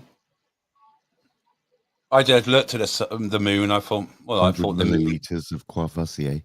Oh, is it? Oh, nice. I just looked at the moon. I thought the moon last night was better than tonight. That's just my personal opinion. I don't know. Is it proper full tonight, or was it last night? Well, last night looked full, but tonight is proper full. Yeah, it definitely looks fuller tonight, but it did look a bit more awesome last night. Maybe because it was a clearer night last night than it is tonight. It's supposed to be a super moon, isn't it? Well, tonight, but it don't look nothing super to me about it. Pink moon or something. Pink or super or something. I've seen it pinker. Nothing. Sorry. Yeah, like you said, well, you know, what goes on behind bedroom doors and all that. Yeah, maybe I'm just looking at things too much in like 4K all the time and looking at like, yeah, that looks better. Like that looks shit. It's a bit like today's Boomer's video today of like the sunrise. That was awesome in 4K. Absolutely awesome in 4K. Yeah, that was a little mini, and that was with his Drew's advice putting the filter on. Polarizing filter. Indeed. That polarizer. Polarizer just takes the glare off of it. Yeah. I mean, also, if you look on the polarizer, I think there's like an arrow, you can turn it. Yeah, it's a dial, yeah. Yeah. So, I mean, it depends on what you're trying to dial in. Like, if you want the wart to look nice, it might need to sort of be twisted one way. And if you want to kind of get the sun all looking dehazed and sharp, you might turn it another way. You know what I mean? See, that's it. You need to sit there for an hour and the drone needs to go up, come back down, go back up. Well, give us a shout when you're next going out. Tomorrow morning. No, no. Oh, okay. God, you're fucking gung ho, mate. I tell you. It was. I wish I had your energy. It did look good because it was. No, I'm going in the morning, but I'm going to go to Battersea Park. Okay. I like what I'd like to see from your S2 is a bit of 24 frames per second and locked at 1/50th shutter speed, so 180 degrees, and then use some of that ND and polarizing, and that should start to make it look quite filmic. Yeah. Yeah, you and me need to go around for a few times and do stuff. Yeah, defo. I'm up for that. You got to start using the automation now on the flight. Concentrate on what you're filming rather than flying it. Yeah, and have a spotter making sure the seagulls don't. Yeah, exactly. Right. Yeah. The drone. You can plot your course and use all your auto tracking and shit like that, and just concentrate on getting your footage and having your spotter there just to keep the crowds away, and just go, "Oh, look, bird." I'd love to do one of them kind of you go up and then pan around and do one of those over sort of by, well, Tower Bridge, basically spin right around it. That'd be so awesome looking. Where? What do you mean? Well, so you sort of kind of get up in the front above Tower Bridge, sort of say with the crest in the center of the frame. Oh, and go around it. Do one of them kind of, you know, you could do it with shot spin rounds. You could do it with the Mini because there's no lights on it. Yeah. The new one's got lights on it. Yeah. They got a new one out now, haven't they? The A30. That's just like fucking massive. It's huge. I've got A30. Did you see the photos? Did you see the photos for the Mini 3? Yeah, I did actually. They've moved the rotors up. They're like step up and step down rotors now. Yeah. Looks like pretty from awesome. USSR designed. It looks pretty awesome though. Yeah, they've sorted that out. The cameras on them are amazing. Yeah, we're gonna see. DJI owns Hasselblad, don't they now? Yeah. Yep. You know, having that sort of lens, Hasselblad, just like awesome. If I could fly it where we go now, I'd get one, but a Mavic 3, you know, with a nice camera. Sent you a message, Boomer. Sorry? Just sent you a message. Okay.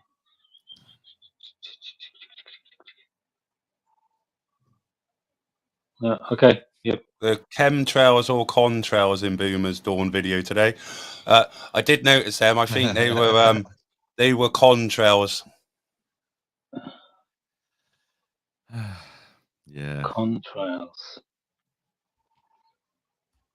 It's amazing how these one little sort of phenomena can have whole genres of conspiracies that distract us from the bleeding obvious, like we have a PM who lies his fucking ass off all the time. Yeah. It's mad that we do get distracted by all this shit when the most bleeding obvious. Oh, wow, cool. Full screen. That yeah, I know. I'm trying to get it. Cool. I'm trying to get it. Is that from when we were down the road? No, this is this one. Oh, okay. Look. Nice.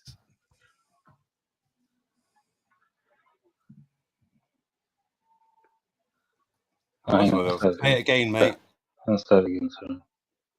I'm just going to grab a beer. There you go. I'm surprised you didn't see old Tony Robinson down there, mate, with low tide.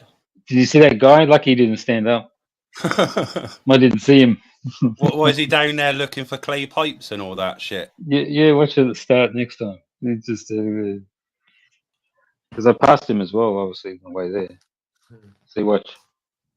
Just at the end of these. There he is. Oh, yeah, I didn't see him the first time. Oh, yeah. Is he some God. sort of metal detectorist? I just went downstairs and didn't get any Rizla.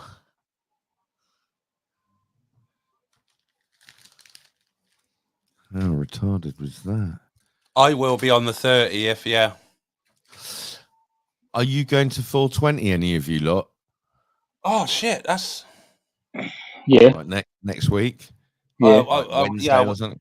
I'll be in... I don't go on my own because I get attacked everywhere I go in Bristol. Wednesday, Hyde Park, 420. Yeah, I'll be there. I'm going to go there. I need to get my hands on like a under 250 gram drone where I can just take my chances in a real park. You know what I mean? You can get one of those hotel ones. They're not geo-fenced, or you can buy a mini and get it unlocked. Get a jailbroke. So they say. Taking off a mini in Hyde Park, it just It won't won't take off. It won't start. Right. I've tried. I'll just take my boom pole and shove my camera on the end of that. Yeah. Get a hot air balloon. I'm looking at getting a new camera. I'm selling. How much do you reckon, Drew? I've got a Canon. Buy my A7 IIS with loads of batteries and bits. How much? £1,000 with a cage and half dozen batteries. 4 or 5 64 gig cards, fast ones. Is that just the body, no glass? Yeah, no glass. I'm afraid. I mean, they're going for silly money at the moment. I know what they're going for, mate. They're going for stupid money. Anything Sony wise.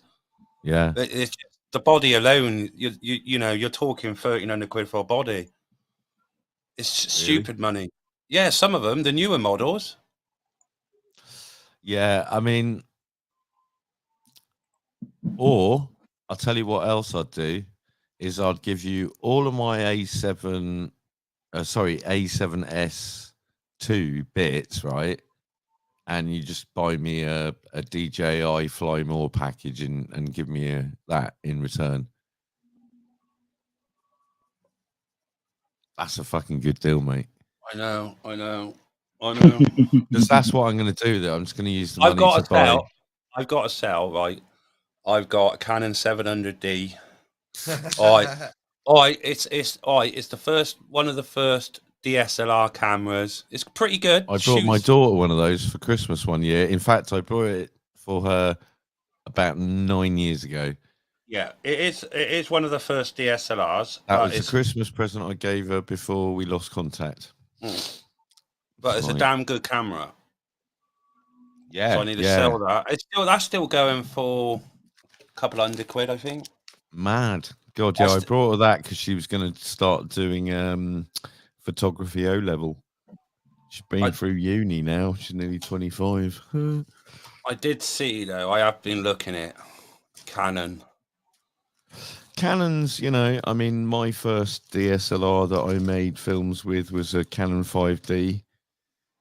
I'm looking at the Canon M50, nice camera. Canon M50 Mark II. Nah, that's the fucking new one with the funny. It's not flip out screen on it. It's got the. No, I'm talking about the lenses. It's got the new. It's got the new EF mount in it. I've got mine's is the is it EF? No, is it EF mounting or is it the EOS mounting?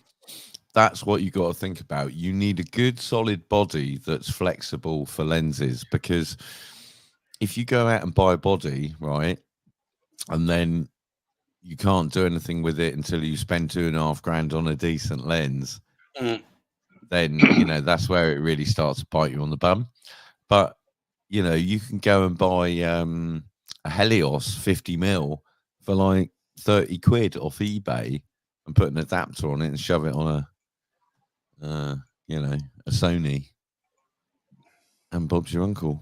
You just get yourself a 20mm lens. They're brilliant. And they've just brought out a new 16-35 actually, which is a documentary lens basically for the Sony series. I'm going to buy this one myself. Sony A7S3. Just 3,800 quid. Yeah. Just for the body alone.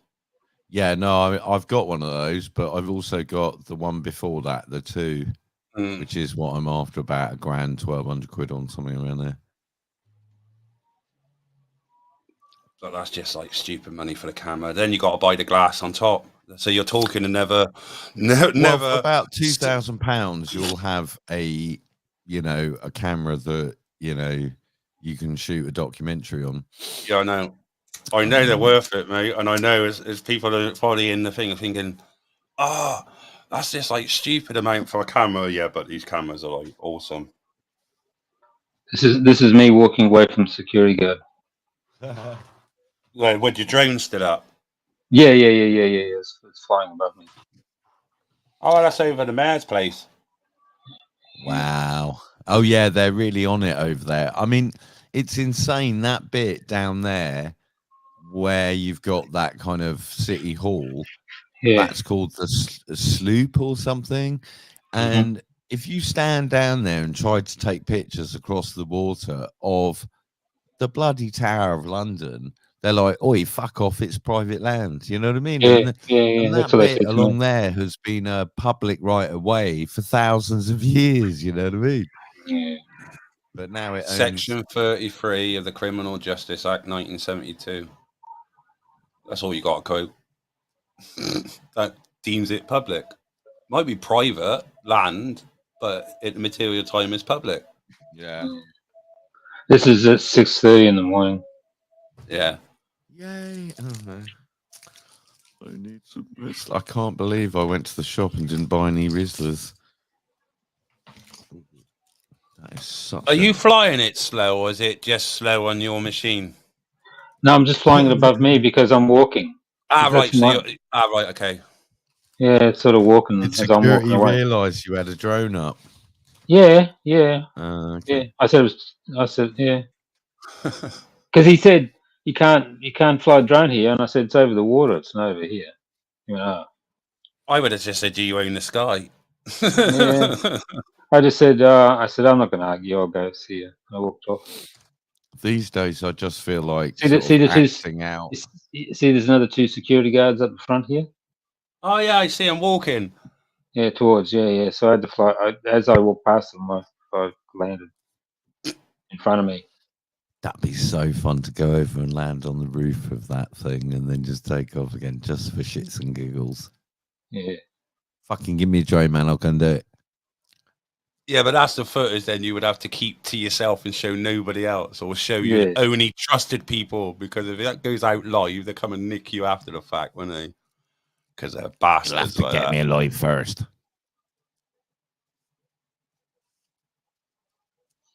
So the drone's actually just you go full incel. Yeah. just over the mud. I'll tell you another place I'd like to get a shot like this is a bit further up by the Roundhouse, Shakespeare's bit.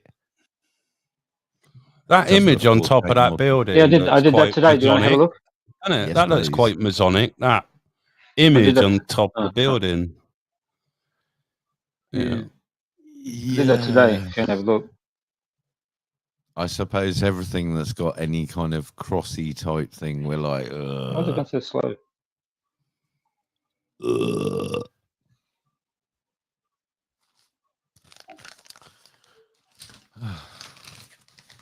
No, I've got no tobacco left. My suffering ever end. I mean, really, just never ending. First, I think it's this one. I'm not sure. Ooh, very nice. That's the bridge. Yeah, but I mean, footage like this is epic. There you go. Kind of camera. Oh, mate, these kind of camera angles. I told him before when he took the footage of that ship going under Tower Bridge at night, he could have uploaded that and people would have brought that. Yeah, we should as well. Yeah, well. And all this, people buy this for stock footage. Fuck yeah. This sort of shit, 10 to 15 seconds long, boom. Stock footage. Someone will fucking steal it anyway. I mean, like when I did MIA outside the Home Office, DM, you know, that Yanis Varoufakis thing. They stole it straight off my channel and slapped their logo over the top of my logo and put it on their channel. And they're supposed to be kind of socialists. Yeah. And then just came back the other way. Nice. Yeah, that's what I mean. You got websites that sell this sort of stuff solely for creators to buy so they can use. Yeah. I want people walking over a bridge. There you go. And that bridge in particular, you know, exactly. Great value. Mm. I don't think I've ever seen a video like this of it going over the Millennium Bridge on YouTube before. Oh. Like that. I ain't seen it. I'm sure. I've got one. I'm sure there must be some. I've got one lower from before. I'm seeing a kind Which of could have been like weird really, patterning in the render. Sorry? I'm seeing a weird kind of artifact in the render. It's raw. I haven't touched it. And I got the same thing when I rendered out that thing the other day. Sorry, we're nerding out and disappearing down a very uninteresting path here. What about drones and footage and codecs and Saturday on Easter weekend. Let's praise the raising of Jesus Christ our Lord and have a hot cross bun. I tell you what, that's one thing I hadn't had, a hot cross bun. I love hot cross buns, but toasted. I don't eat bread really anymore. Did we all not have our, because we had Shrove Tuesday, didn't we? Pancake Day or unleavened. Did we all know the meaning of that? Well, I do, but I fear that most people don't in this supposedly Christian nation of ours. Everyone asked your kids, what does Easter mean? The bunny's coming. Cream eggs, motherfucker. Hey, what's that all for? Is that for tube or something? I don't know. What's that? That's a new storage thing. Keeps his lies. A new storage thing, isn't it? I don't know. They normally dig big holes like that for Crossrail. It's where Liz Truss keeps her handbags.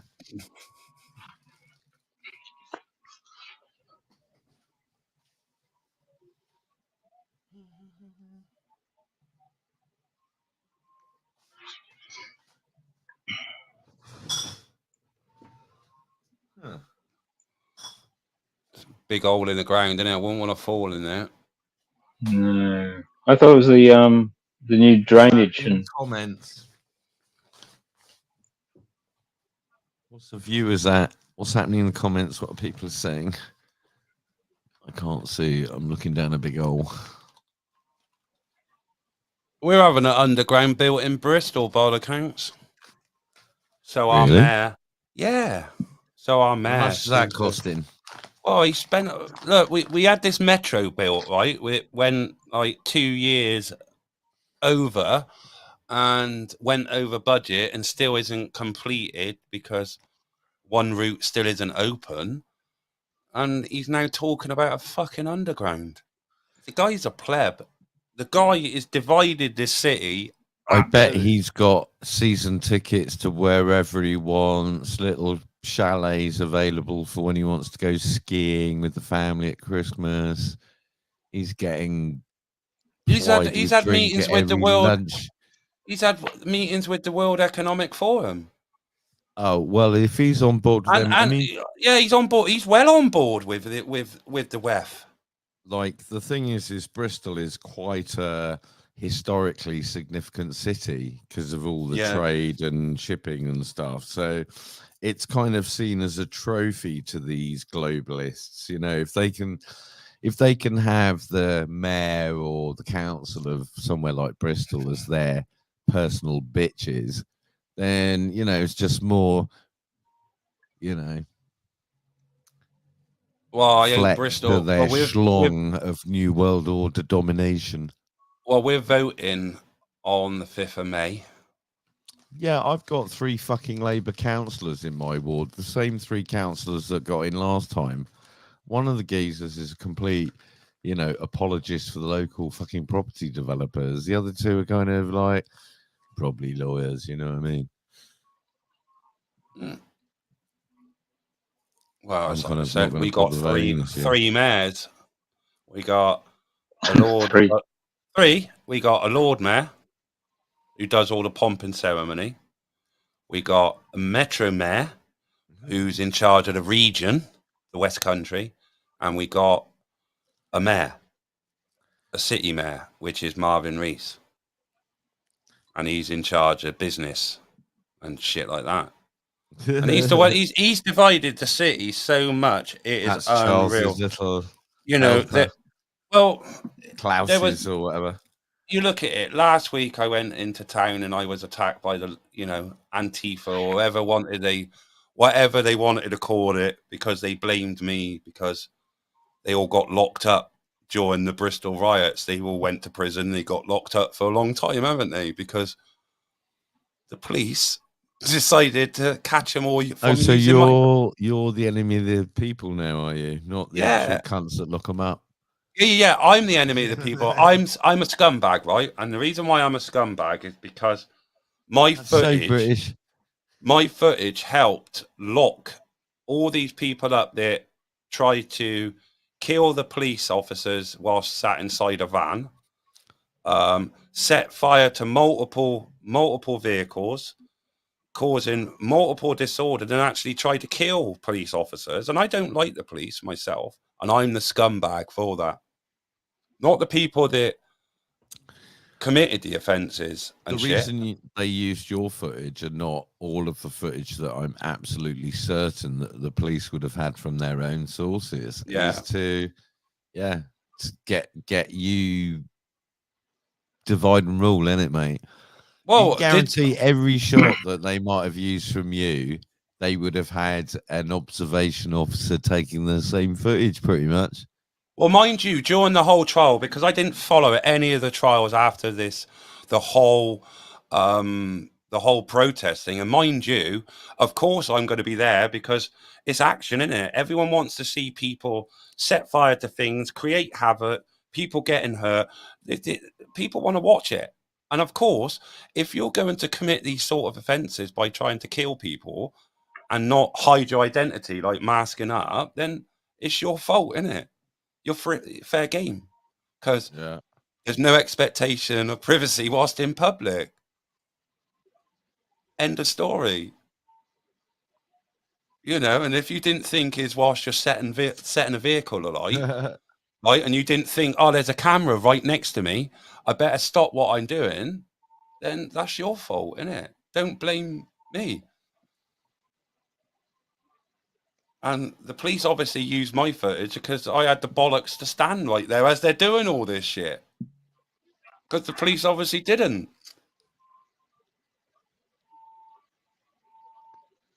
It's like I said, if you're committing a crime and it get caught on camera, so fucking what? It's your fault. You're the twat.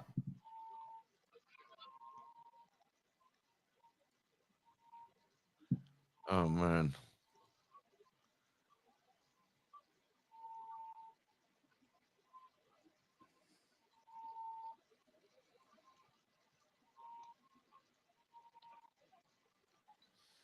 We need to get some talking points. Yeah. Yeah, but I don't like the police much, Paul, but I wouldn't try and kill them. That's one thing. I wouldn't try and kill them. Your camera batteries run out. Oh, see, and you got a fake battery pack to plug in? I do, yeah, but I just kind of was a bit lazy, just whacked it on a stand and chucked a battery in. See, it is quite funny how heat actually affects the speed of things. Because my cameras haven't been a problem all night tonight because it hasn't been warm. But the other day, was it yesterday when I was trying to be in here, or when it was nice? It was like glitching out. But now, it's pretty good.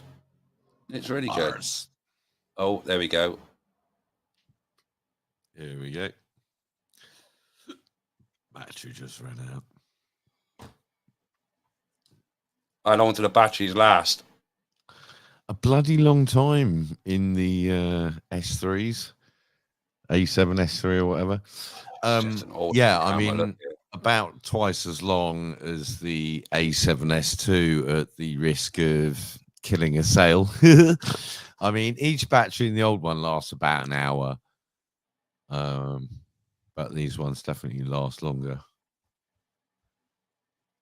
Yeah, I do need to get a camera with a shallower depth of field. Yeah, I mean the camera the lens that I'm using here, the newish 20mm, it's a 2.8, is lovely. You know, I mean, look, you know. That's just look at the zoom. Look at it straight away. Boom. And you can get them for about 500, 600 on grey market. I can't remember now, but I mean that lens and a 16-35, the new Sony that's come out, that's about 1,200 quid. You know, that's it. You got the kit for a proper, can be released on Netflix level type dock. My picture ain't that bad, actually. My picture's pretty good tonight. I think tonight is probably the best lighting. It's definitely very white. Yeah, I know that, but I can change the light in here.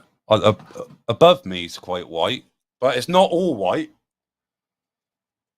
Hang on, let me see if I can. I'm just wondering what the color temperature of your light is and what your actual camera is set to.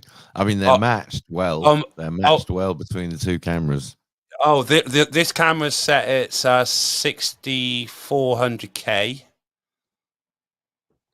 Those lights will probably be about 6500K. Yeah, that's what that white balance is set at. 6400 is the one in front. This one you're viewing me now. Obviously, that's a bit weird because I've changed the camera there blue. See, the light now is blue, but it's still showing white on the camera, which is quite weird. Let's change that. That's a bit dark now, look, on that camera. There we go.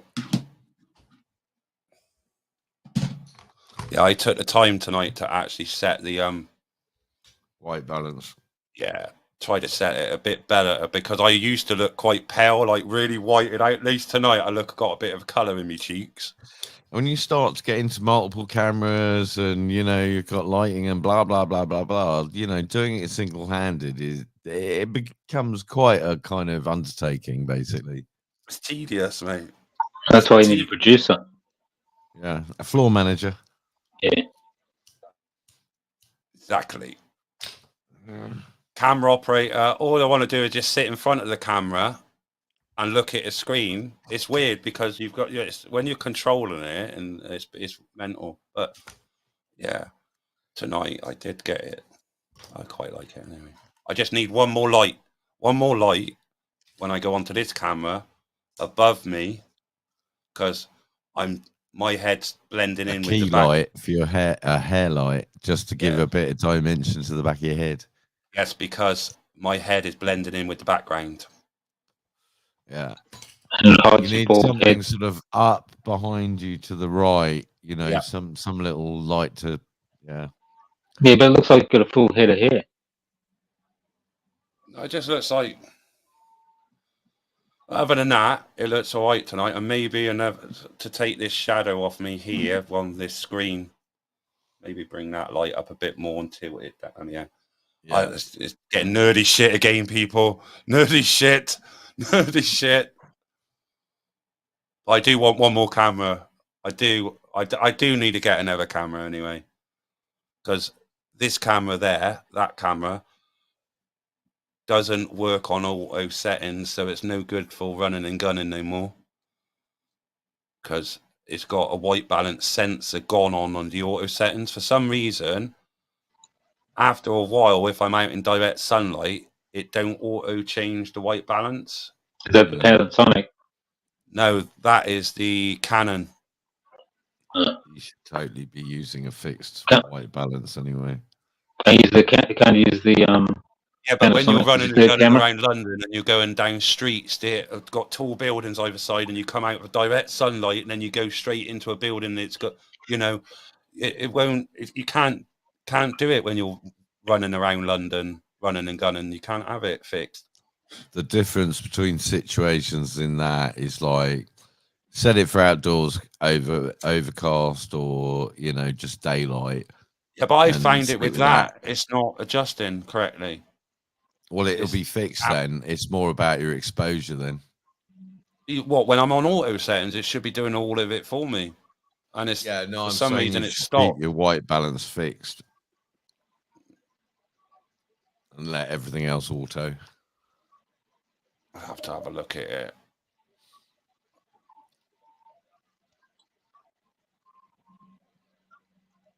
Yeah. So what is in it? What is it? Let's have a what's Debbie saying? Let's have a prayer for that pigeon died of COVID and bird flu. Have respect. That is serious. Yeah. I think that's a new variant, isn't it? Bird flu. Is that on the way back? What? I don't know.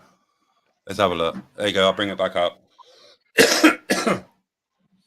So what? Some random pigeon has been scraped up and found to have COVID and bird flu?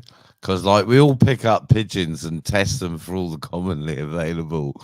Like, I thought she was taking the piss.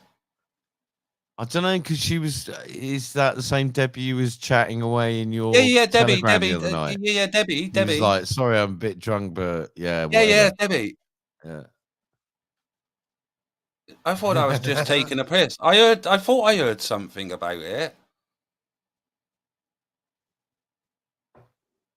But I watched some on Telegram earlier about it. If we start believing crap like that, man, I mean, we're lost.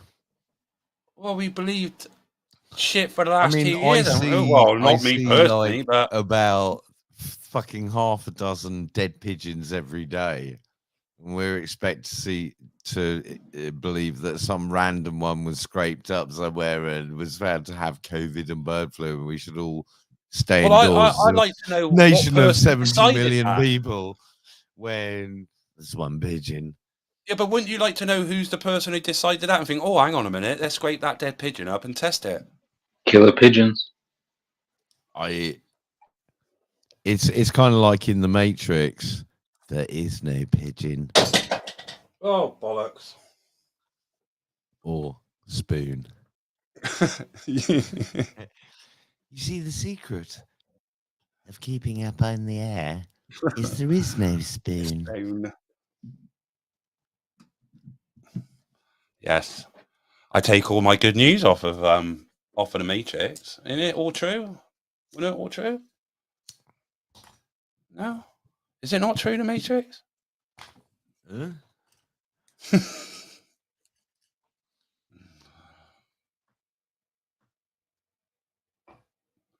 Oh, I got that one. Oh, that's really good. No, it's picking up you. No, the other way. Down a bit. You can give away some picking up your fingers. Hey, you can give away some badges if you want. What Drew's got an badges? Drew's got an example of the woman one. Flag with the flag. Hang on. Eine Moment, Fräulein.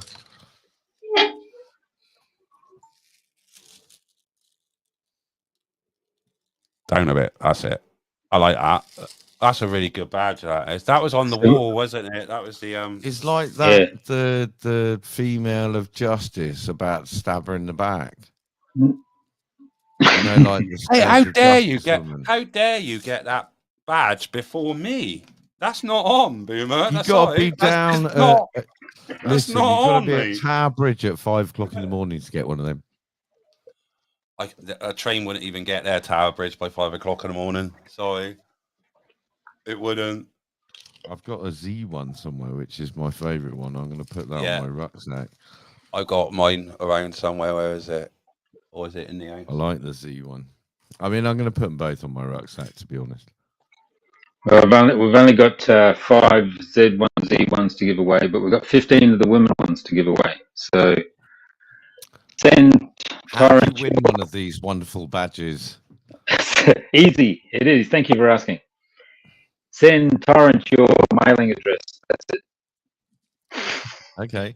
Private message me on Telegram if I have a someone- moderator in the chat. Post my Telegram link, please. We should have a secret meetup at some specific location, and if you were there at that time, you get a badge. Can it be like a badge gang? Yeah. And when we, fantastic. it's like a resistance, isn't it? You know, when we all meet, it's a badge. We've all got to be wearing our badge so we can all see. Can you check this? I'm getting pissed off now. I can't find my Z badge. Oh no! It's here. It's just I've got so much crap on my desk. Random crap. Oh. There we go. Oh no, there you go. There's my stream going down. We've got letters of the alphabet now, haven't we? God. Can't use letters of the alphabet. It's quite funny though. I was watching Operation Desert Storm, right? And it was quite weird that all of the Allied tanks had V's on them. It was weird. They had these big black V's on all the Allied tanks. And I thought, well, hang on a minute. Weren't they kicking up shit with Z's and V's during this crap? What does the Z and V mean? I think it just distinguishes different divisions, doesn't it? They use both, don't they? Well, we use V's, but Has your camera run out of battery, Tyrant? No, I just turned it off a minute, but I couldn't be bothered to load a different still up, so I just gone to black screen. Oh, I thought you were solidarity with BLM. No, you can't say things like that, can you? You Well, know. solidarity. Solidarity, Yeah, of course. yeah, solidarity. Queen's dead, so I faded to black. Yeah, so if you want one of these badges, send your mailing address to Torrent, private message in Telegram. Don't do it public. I'm going to get a PO box soon as well. And if you want anything to appear in the background, you can send it to me. And it will get on the shelf. On the shelf. The shelf of knowledge. Yeah. Of mystery. The shelf of mystery. Yeah.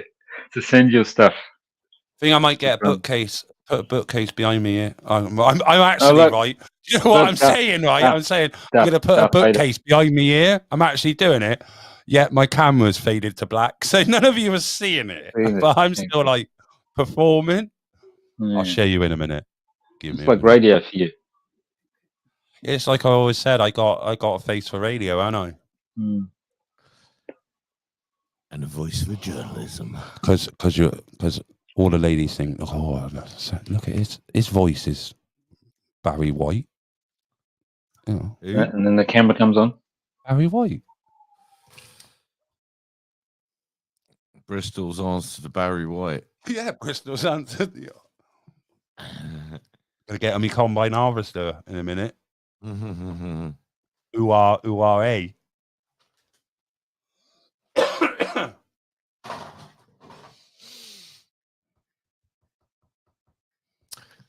So I'm trying to make another film about the NHS.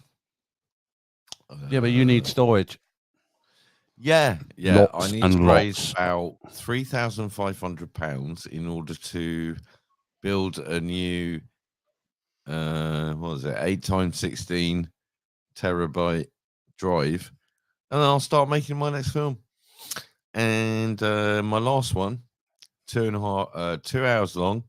It's got Yanis Varoufakis in it, Ken Loach. There's 3 people in it who are dead now. You got David Graeber. You got the old Labour Minister for Health. the bloke who runs a kind of emergency medical care system in America, and he goes around to colleges at weekend with all his lorries and gives people dental treatment and stuff. He's dead now. But yeah. So what you're saying is if you come on your movies, you die? No, I'm just saying that, you know, it's kind of like I made a film that's been seen by a couple of 100,000 people. Eh? Is this how you increase the value of your movies? You take care of the artists. My movie's been watched by 100,000 odd people, and I can't raise enough money to store footage to make the next one. Yeah, but no one knows you made that fucking film. That's why, Drew.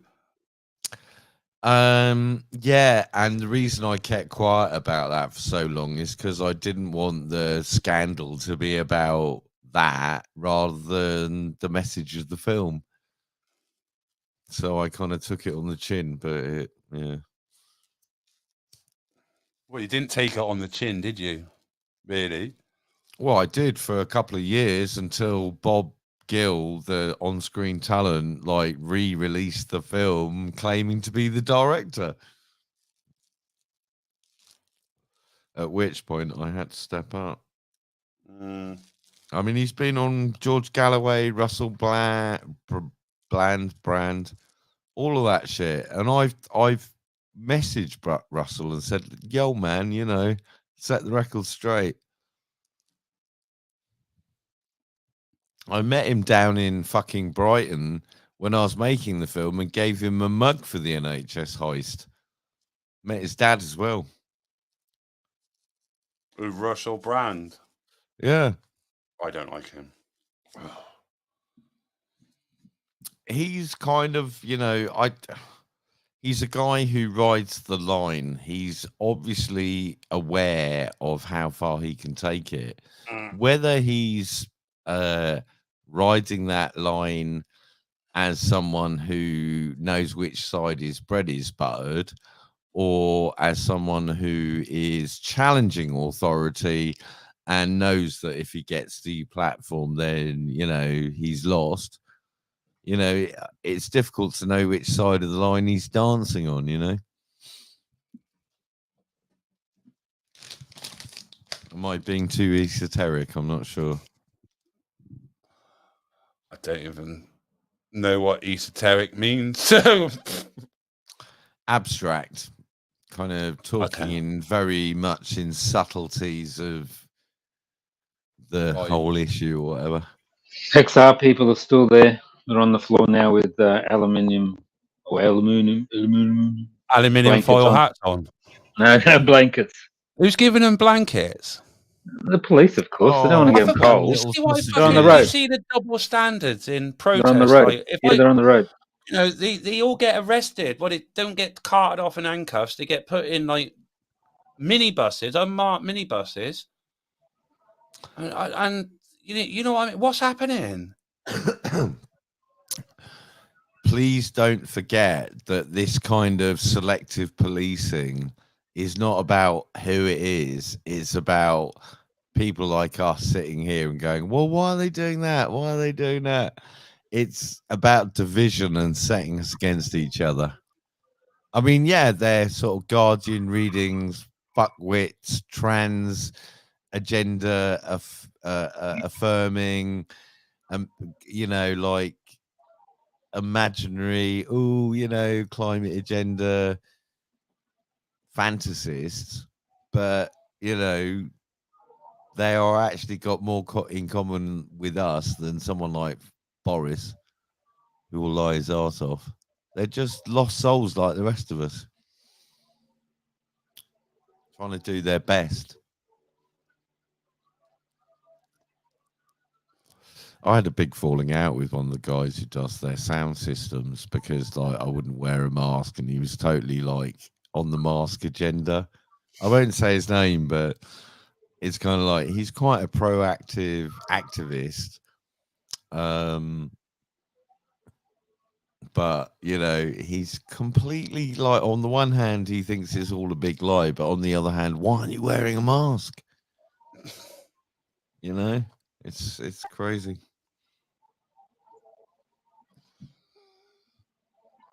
Cognitive dissonance. It's just being a fucking idiot. It's more like. Yeah, they got blankets on. They're on the floor. Are they glued to the floor? Glued to the road, I think. Fucking What with super Evo stick? No nails. Super glue that's made with oil. Right. So if someone was glued down with super glue, I'd just go, "Here you go, son." Wee. You know what I mean? It's going to take off.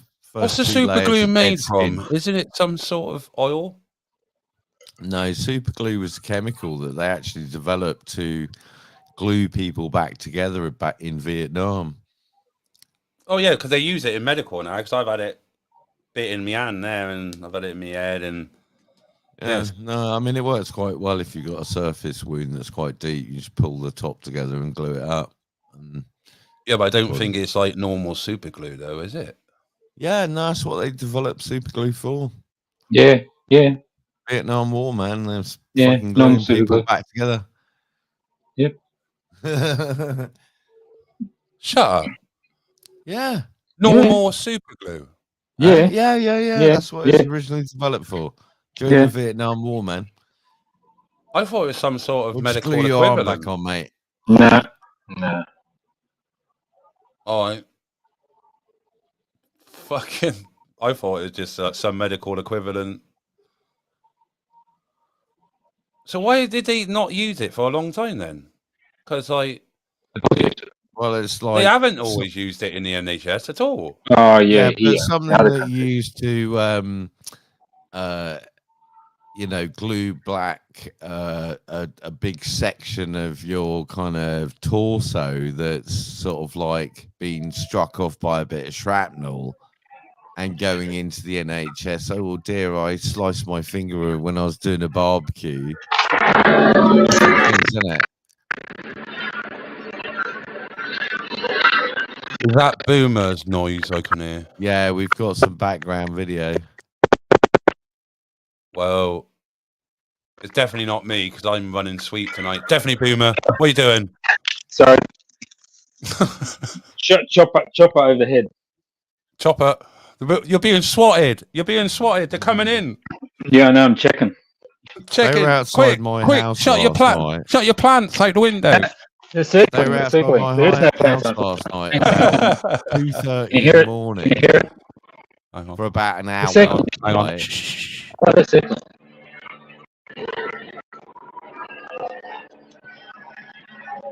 Until I went outside and told them. Is that really outside your place? Yeah. I can hear it. I can hear it. You're watching Cops, aren't you? You're bullshit. Maybe someone's getting robbed.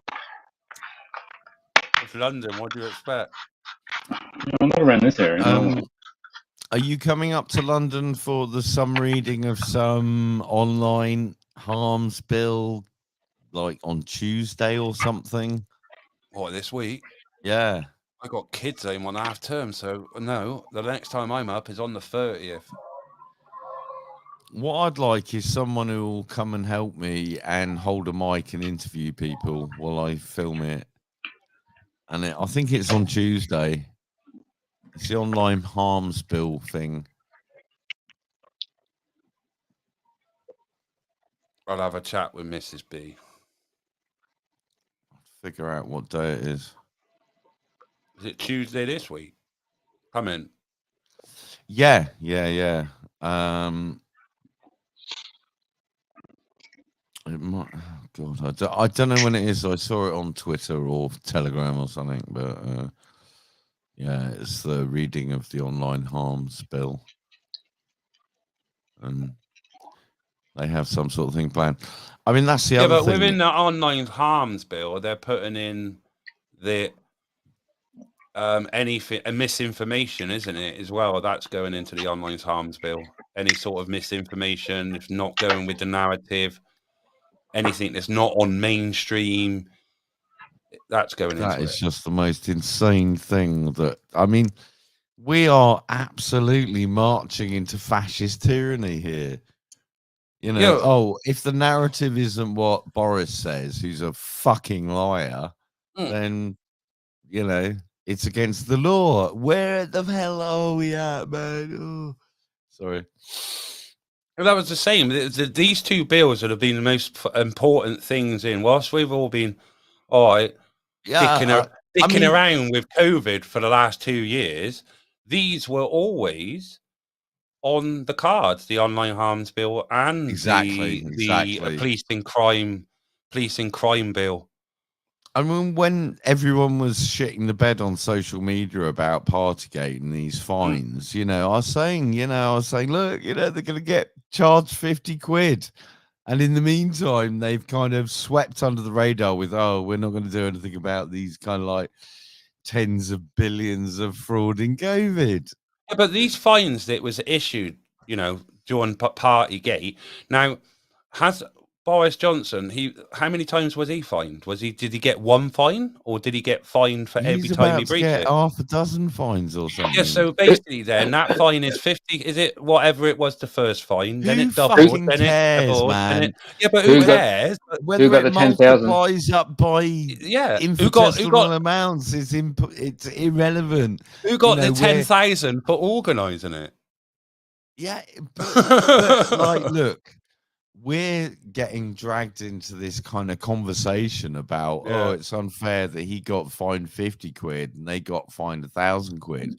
When we have the literal leader of this country lying his fucking arse off and getting away with it because we're distracted in these kind of arguments of, oh, it's not fair. These kind of arguments and the whole Ukraine business, you know. We're just a bunch of fucking random. It reminds me of pigeons in the park. You throw a nut one way and all of them run that way. You throw a breadcrumb that way, they run back that way. And it's the same behavioral thing going on. And we fail to kind of grab one thing and hold them to account on it. If we could just do that. It's like trying to grab a bar of soap in the bath, you know what I mean?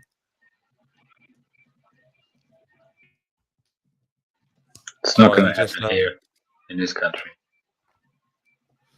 We've got so many layers of divide and rule that, yeah, you're totally right. It's never going to happen in this country. And we have such a fat bourgeoisie that want, you know, to cover their own asses and protect their status quo, that, you know, no, nothing will ever come. And they've got things like a constructs like the Green Party and climate agenda and things like that, that they can pack their picnic baskets and their Waitrose bags and go off and feel like they're doing something and then go back to paying their pension plans and mortgages and driving their Teslas or whatever, you know what I mean?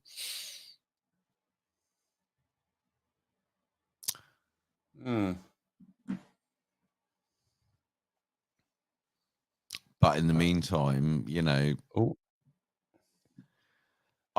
we're gonna have a big sort of like auditing of accounts, if you like, by default, because all the people who think that they are secure and have money now are about to get robbed. You know, the World Economic Forum are giving out it's not just the people. It's not just the people that got money are getting robbed. It's all of us are going to get robbed. Oh, we're all getting robbed. But we're getting robbed now, but we're going to get robbed even more when we get the digital currency, central bank digital currency. Oh, I mean, that's just another level. I mean, I'm talking about the practical, real world stuff that's in action now. You know, we've got a completely precarious working class, but the people who are kind of cube based, paying off their student loan or mortgage or whatever type people who think they're middle class are about to get, you know, seriously messed up by it's a lot of people interest rates. Yeah, the World Economic Forum is telling all their membership you need to jack up interest rates, right? and we're just going to have people defaulting left, right, and centre on their kind of like mortgages and not being able to pay their loans, and and then we've got the doubling of fuel prices and the food and stuff. I mean, we're in a perfect storm here where we have a prime minister who's more worried about getting his selfie to get some scandal off the front page than he is about alienating Russia for the next decade because he's supplying arms to the Ukraine. It's insane what we're going through. I don't think he's just destroyed it for the next decade. I think he's destroyed it. Well, forever. I'm talking best case scenario there. Well, I think he's destroyed it forever. I think sort you're of right. I'm trying to put a positive spin on it. Yeah, I think any sort of relationship we've had with Russia or ever going to lightly have had, it's gone. There's never Iron Curtain going up. That's it. It's destroyed. Everything that Margaret Thatcher and Reagan did is back to square one. In a sense, but I also think that if Russia saw that we had a kind of awakening and a kind of wiping the slate of our political system, they would re-engage. But, I mean, we've got North America on the other side of the Atlantic, 6,000 miles away, poking the bear through the cage at the risk of World War III because they want to sell us liquefied frack gas and they don't want us to have Nord Stream 2 or whatever. Yeah, but they go on about climate change, but yet they want to transport it in these heavy oil guzzling climate change super tankers. Is a BS narrative made up by the likes of Morris Strong, who are Rockefeller oil people. It's all just narratives to control us like sheep. It's all about the money and geopolitics at the end of the day. It's like cooking oil, £3.50. It's Deborah. My wife went to Morrison's and they've got a sign on there: only 2 per customer on the 1 litre bottles of cooking oil. But how much is it? They're looking at. Hang on a minute, we're getting a shortage in oil, or hang on a minute, people with diesel cars are going to start running it with cooking oil because it's cheaper. So let's turn on the diesel drivers. Let's not look at the government that's kind of completely thrown us under the bus and left us in not only an immediate state of precariousness, but a long-term uphill struggle from here on in.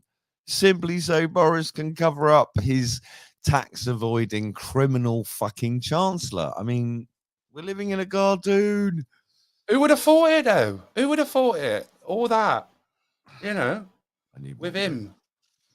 Jesus Christ! I just can't. It just rains as if it pours, isn't it? One thing after another, and it's us who suffers.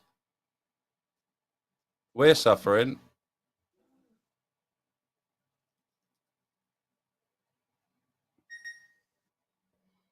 Oh, that was bleeping. That was a camera. I heard a beep beep, beep beep. Yes, Big Basil's right. No one's going to trust the West anymore to do business. What did Biz Basil said? No one's going to trust. Yeah, that one.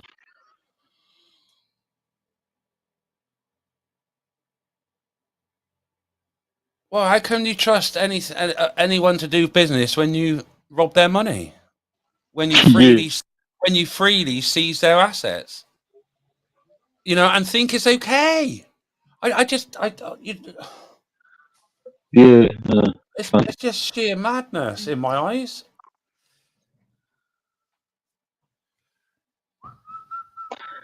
Yeah, my wife said they're never going to forget this.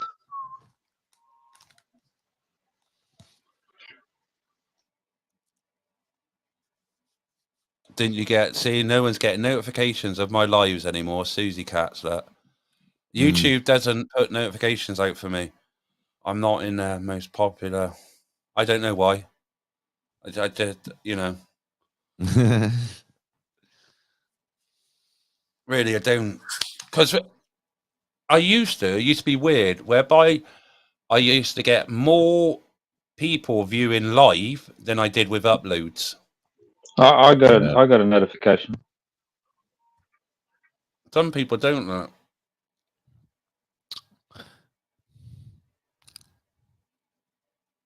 Fuel £1.82 a litre, cooking oil £3.50 yours, needs to boil plastic in non-oxygen container together.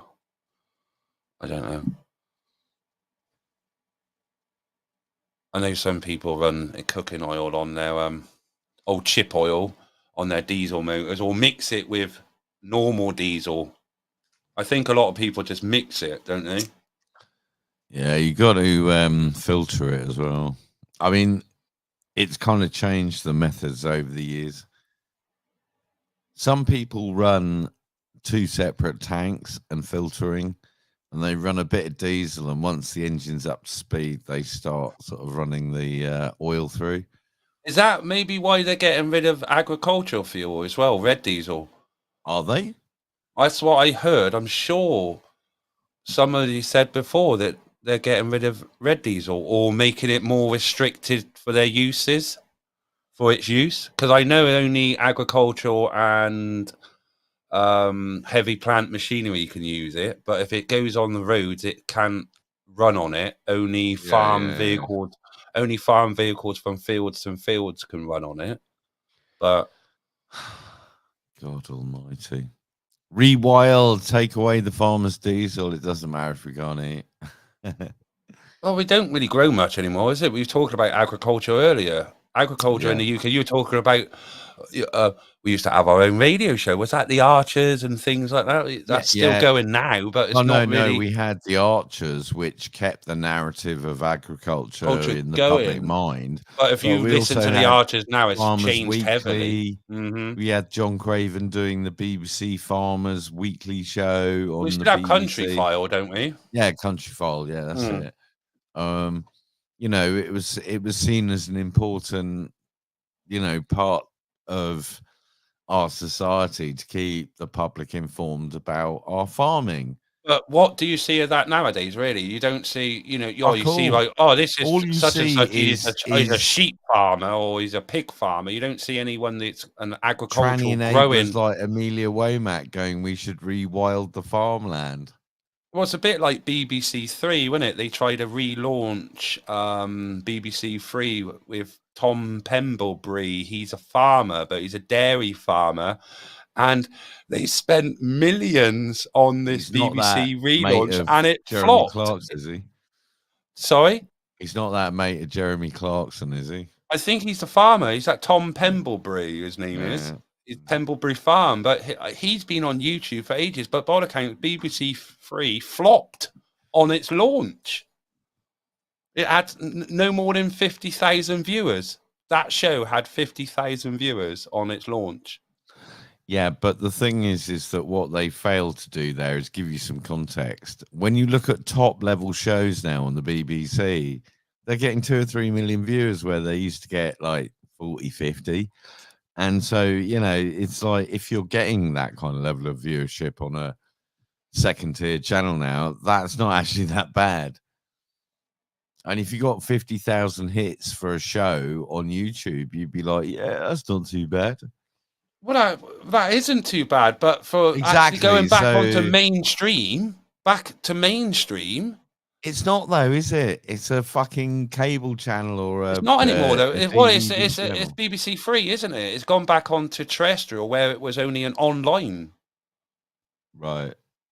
They took the BBC Three channel off of terrestrial telly. You could only view it online. Yeah. Right? But now they put it back terrestrial. Well, I mean, I was only made aware of that personally by the fact that they're going, oh, no one's got any viewers. I didn't even know it was coming back on air, to be honest. Yeah, it came back and it flopped with its debut. It was tractor racing. They were racing these bloody tractors around this course. It was absolutely stupid. But why is it flopped? Have they promoted it correctly? Or, you know, I mean, it's like the BBC, man. You know, it's like they've made bajillions of money. They've made Clarkson and all that lot bajillionaires, right? And built all of these brands. Where's the benefit to the taxpayer? it's all sort of hived off into BBC Worldwide, which is a limited company. Mm. You know, it's just another example of how our broadcasting has been built up on public funding and license fees, and then just like all of these built up brands and quality content are thrown behind some paywall on not Netflix, etc. By all accounts, someone's saying another live shooting in progress Oh, really? in America, 12 shot.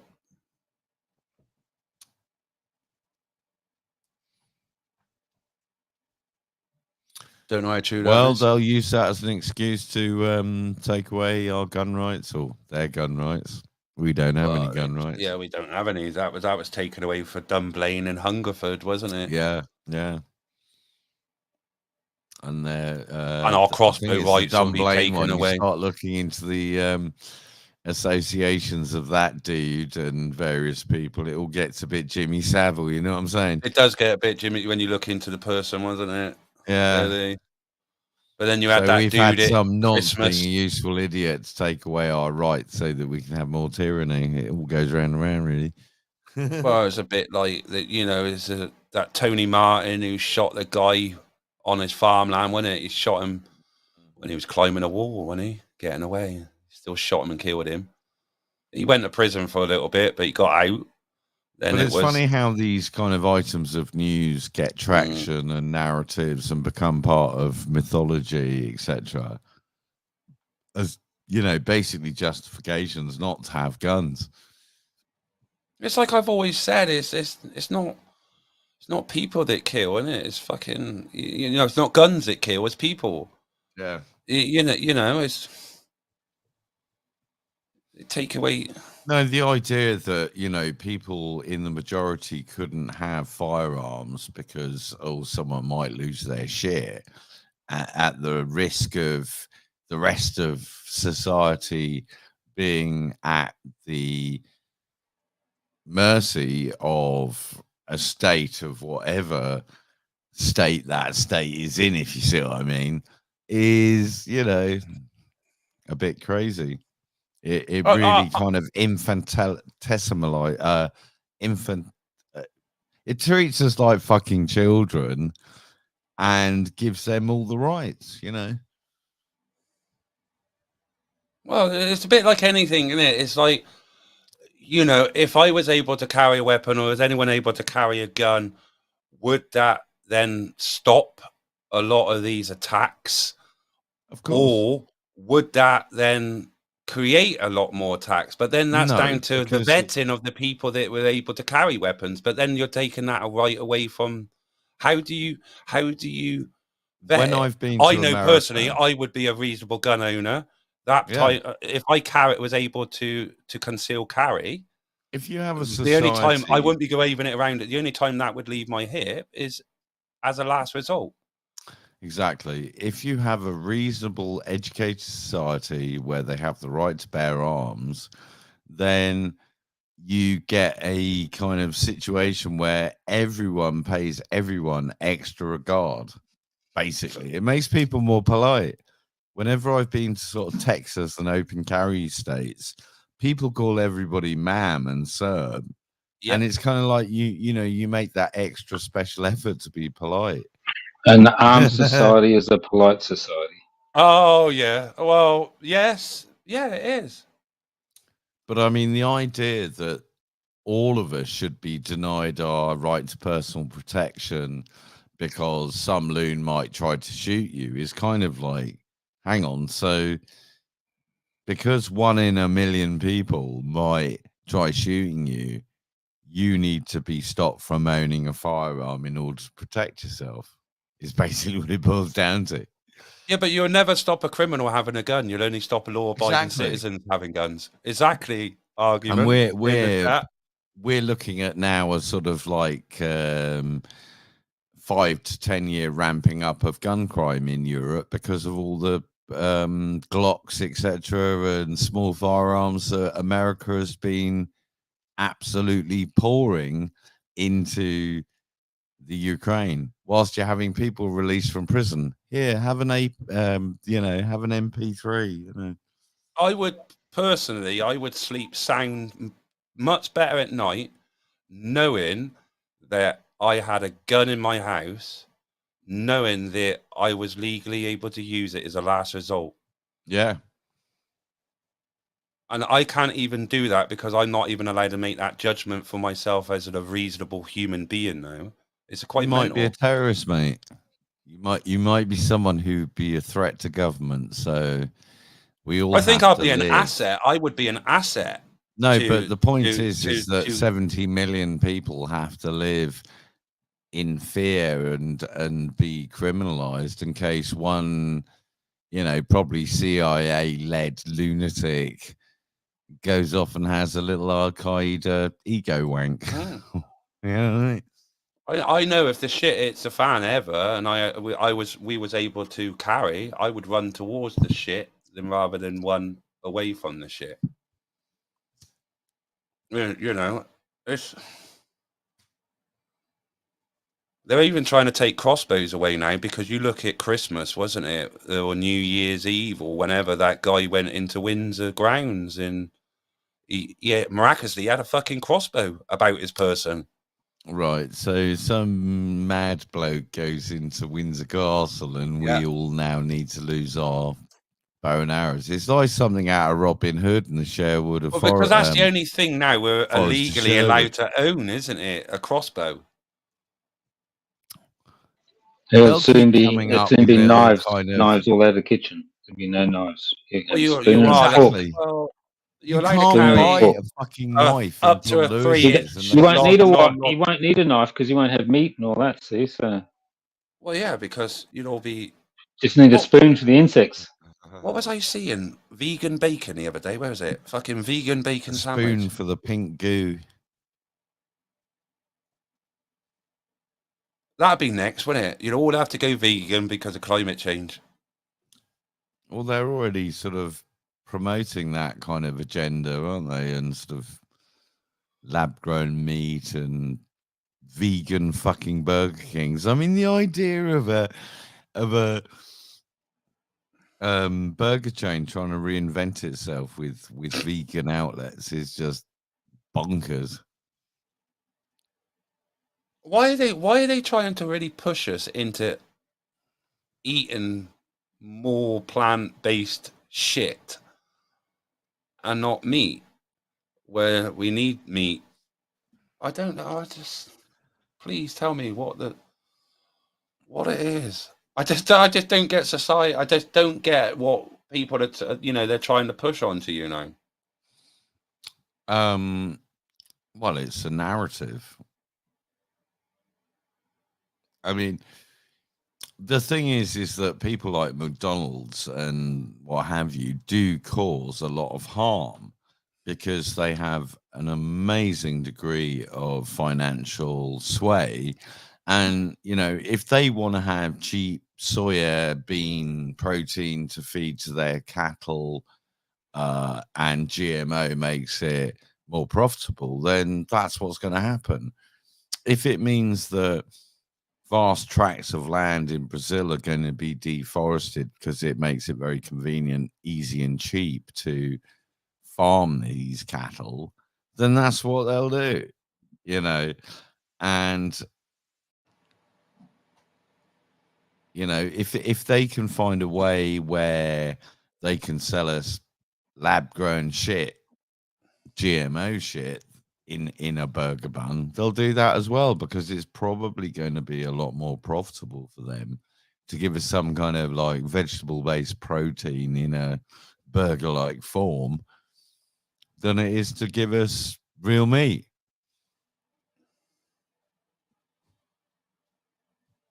I just think it's bizarre. Oh, I mean, it is crazy, but it's only become crazy because of the motivations and what have cost effectiveness. But did you hear about that vegan who ate 2 of those vegan bacon sarnies things, but then he realized they had something in and it was real bacon? But he ate 2 before realizing. But then I thought, well, you must have liked them because you ate 2.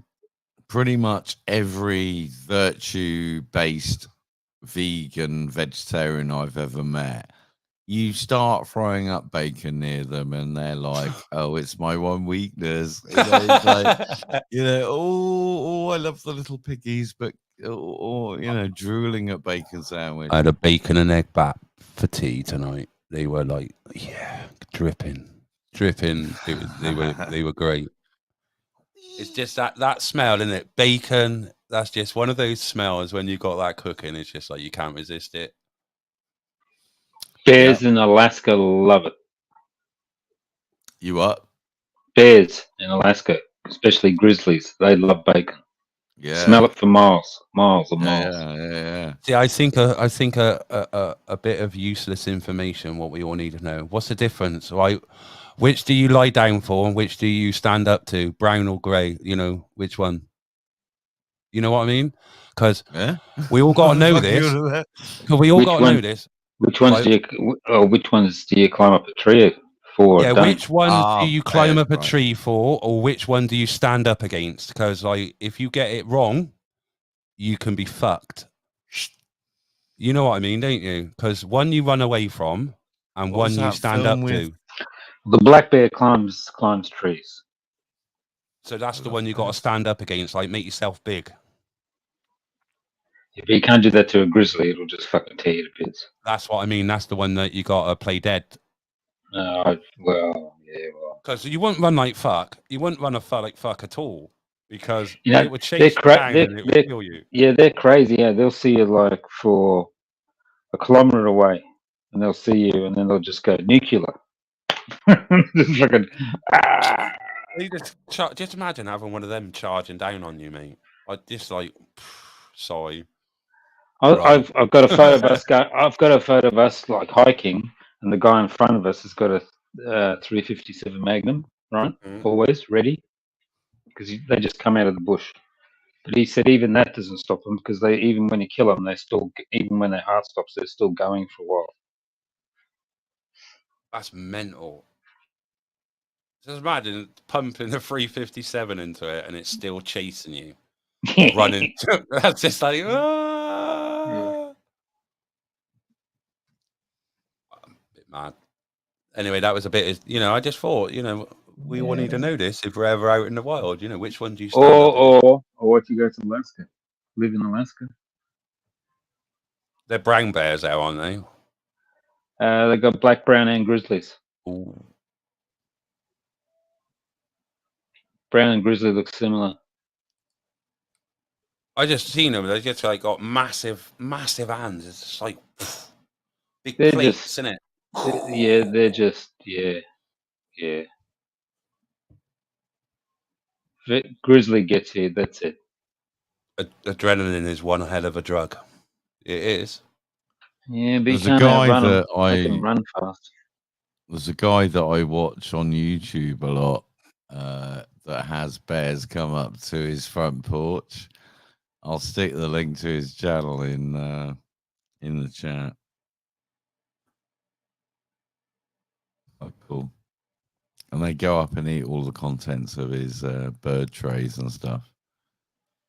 I'd eat the contents of my fridge if it came in my house. we used to like watching the grizzlies in Alaska, feeding with the salmon. Because they were really busy. They just watch, they just eat. They leave you alone. See, back in the back in the 70s and all that, and the 80s, they used to portray like bears as nicely. We all remember Yogi Bear, don't we? And Boo Boo. Kids like, my name's Yogi Bear. I am your friendly, whatever bear. And the fireman and the Smokey the Bear. Smokey the Bear. Smokey I think that is a classic example of how the narrative has been shifted. From us, like, just sort of like looking out for the animals to like, you must stay away from the animals. I'm smarter than your average bear.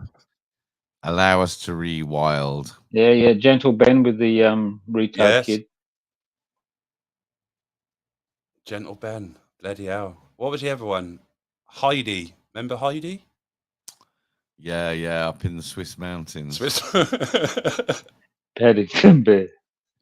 And it was very for the time. What's that thing where you don't have anyone saying anything and it's really just all the sounds of what's happening?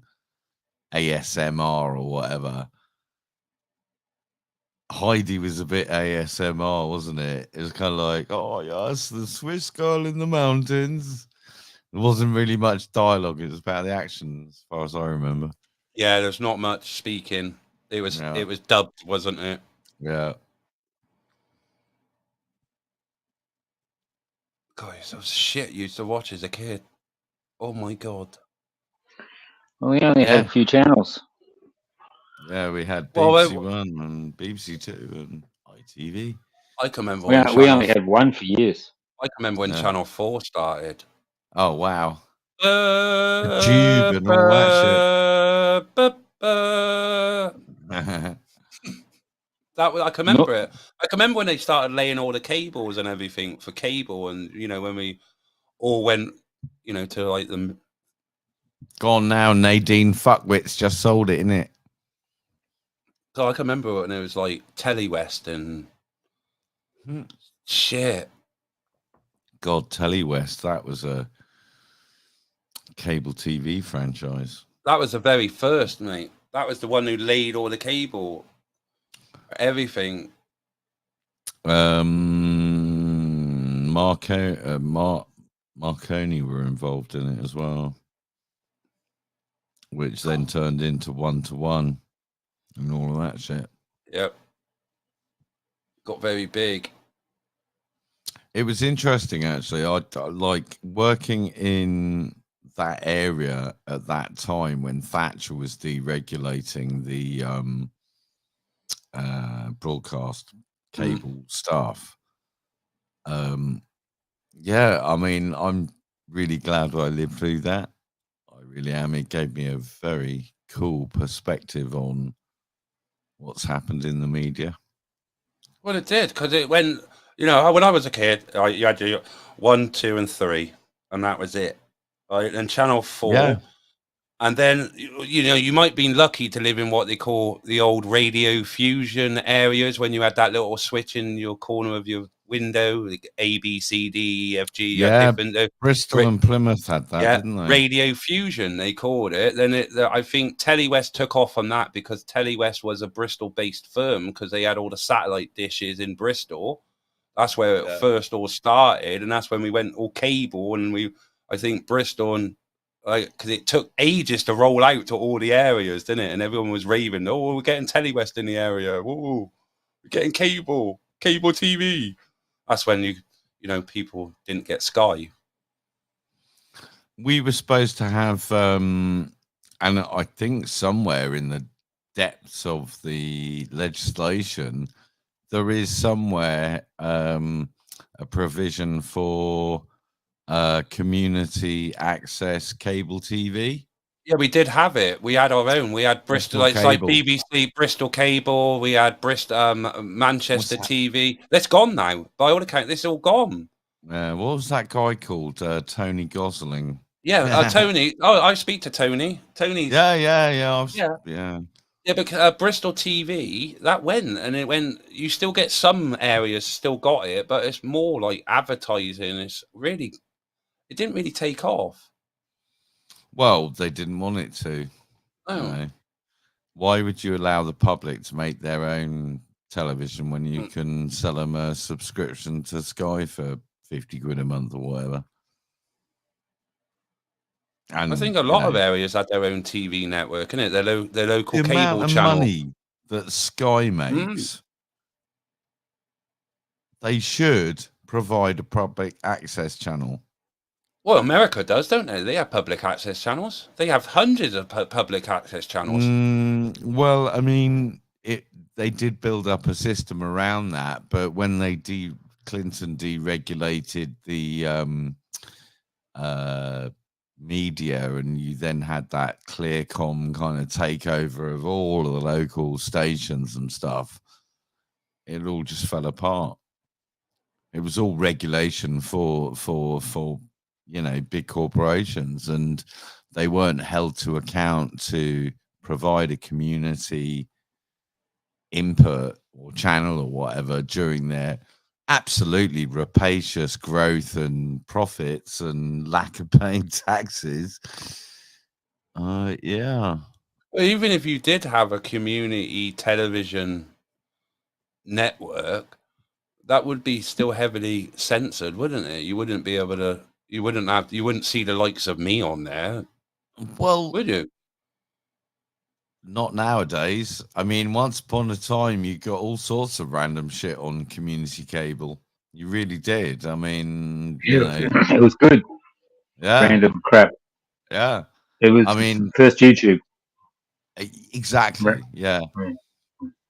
And you know, there was another thing that sort of kind of like did spring up, and it was a thing that you could access through VLC video player, and it was kind of like a streaming thing. It was before streaming was really happening. It was just like all these kind of like German people DJing, and they had like organs and stuff. You know, it's like people who have their own channels now, but it was kind of like on VLC, and they generally were having little discos in their bedroom. That was early 90s, though. Sorry, I'm reading the comment I put up. So it was Uncle Traveling Matt bringing back the gear, was he? It all makes sense now. Fucking hell. I remember that program, Uncle Traveling Matt. Everyone else is looking like dumbfounded. What was especially me? Uncle Traveling Matt. I can no longer read the comments.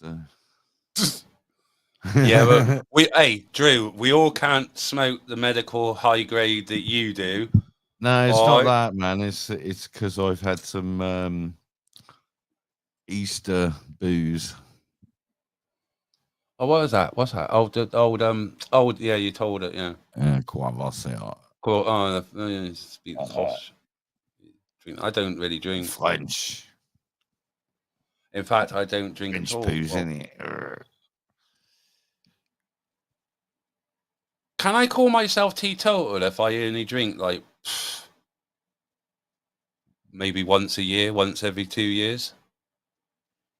Maybe, if that. Technically, no, because teetotal means is you only totally drink tea or whatever.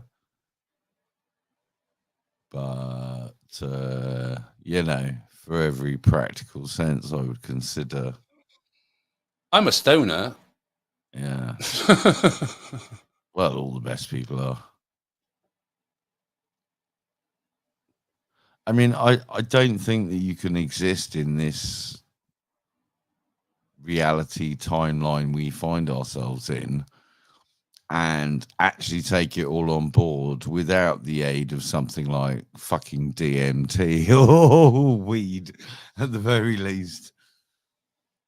I don't see the problem with weed anymore because, you know, my dad used to, it's a gateway drug. It's a gateway. I'm thinking, what do you mean a fucking gateway drug? It's a gateway drug down the county lines to incelness.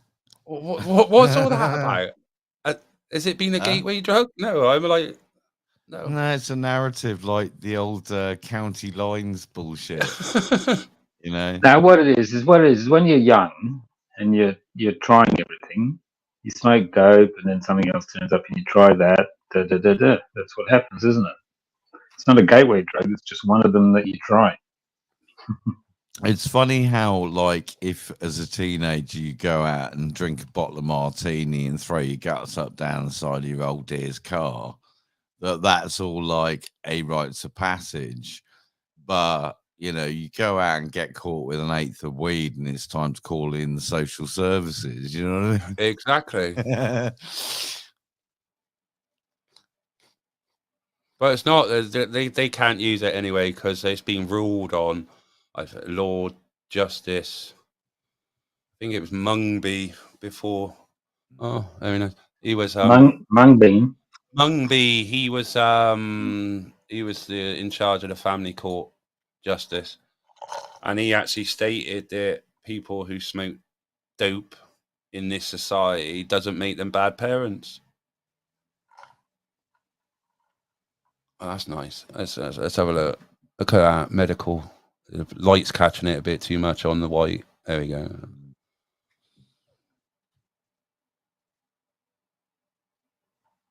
Okay, comes in fucking medical part. Hang on a minute. Let's get you on big screen a minute, Jojo. There we go. Don't want to see the script name on it. Turn it. There you go. I don't mind.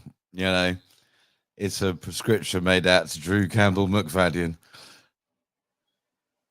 It's nice that you can get it, but there I've seen a news article, another company, because you're on a different trial, aren't you? You're with Project, what was it? Project 21, the thing That's that David Nutt's doing. But there's another one that's going to be starting. I read in the paper. Project 22. No, it's a different one. They're looking for people to start signing up, sending through all their details now to actually get on a prescription trial. I think this is another nice one. Nice is doing it. Have you done it? Send me the details to that because I'll find it. I got the news I need article. to research it for my film. It's a good one, but I can't say it's a couple of clinics. Gotta find it. Where is it? I mean, at the moment, I'm Bear with. spending all of my PIP on my medication. So is it still a lot of money then? Yeah. But compared to $600 a if month. you had to buy it, all right, let's say for want in better terms, illegally. Well, I'm saving about £80 an ounce. That's significant. Although because I'm kind of locked into this thing now, I've lost all my contacts in the grey market, and you know, I'm very aware of the fact the grey market is aware of the medical market, and they are kind of adjusting their strains, quality, and pricing to, you know, compete basically. So I'm even finding the grey market is the quality of it is not, you know, I'd rather buy the imported stuff from Cali and places like that for quality and strain, but I mean, then rather than what you get into you the can't United. check it in any way. You know, you can get tuna tins on eBay with labels and shit that say it's from, you know, California, mac and cheese, blah blah blah. I mean, to be fair, the quality of what's available on Project 21 in the UK has been ranging from, you know, a couple of months of great during the time I've been on the project to mostly shite.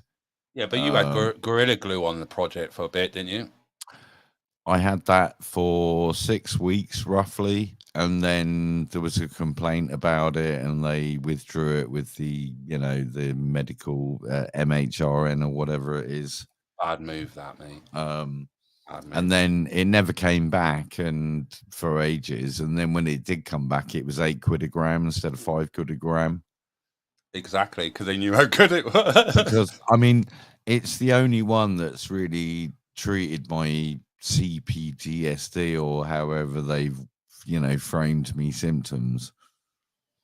You know, I can keep my house clean. I can sort of be productive. I can do stuff when, you know, I've got those good strains, but the rest of the time I'm kind of like, yeah, I can't. Birmingham, biggest bastard. I can't get that my head around that either, mate. Legalizing a natural medicine, I can't get my head around that either, mate.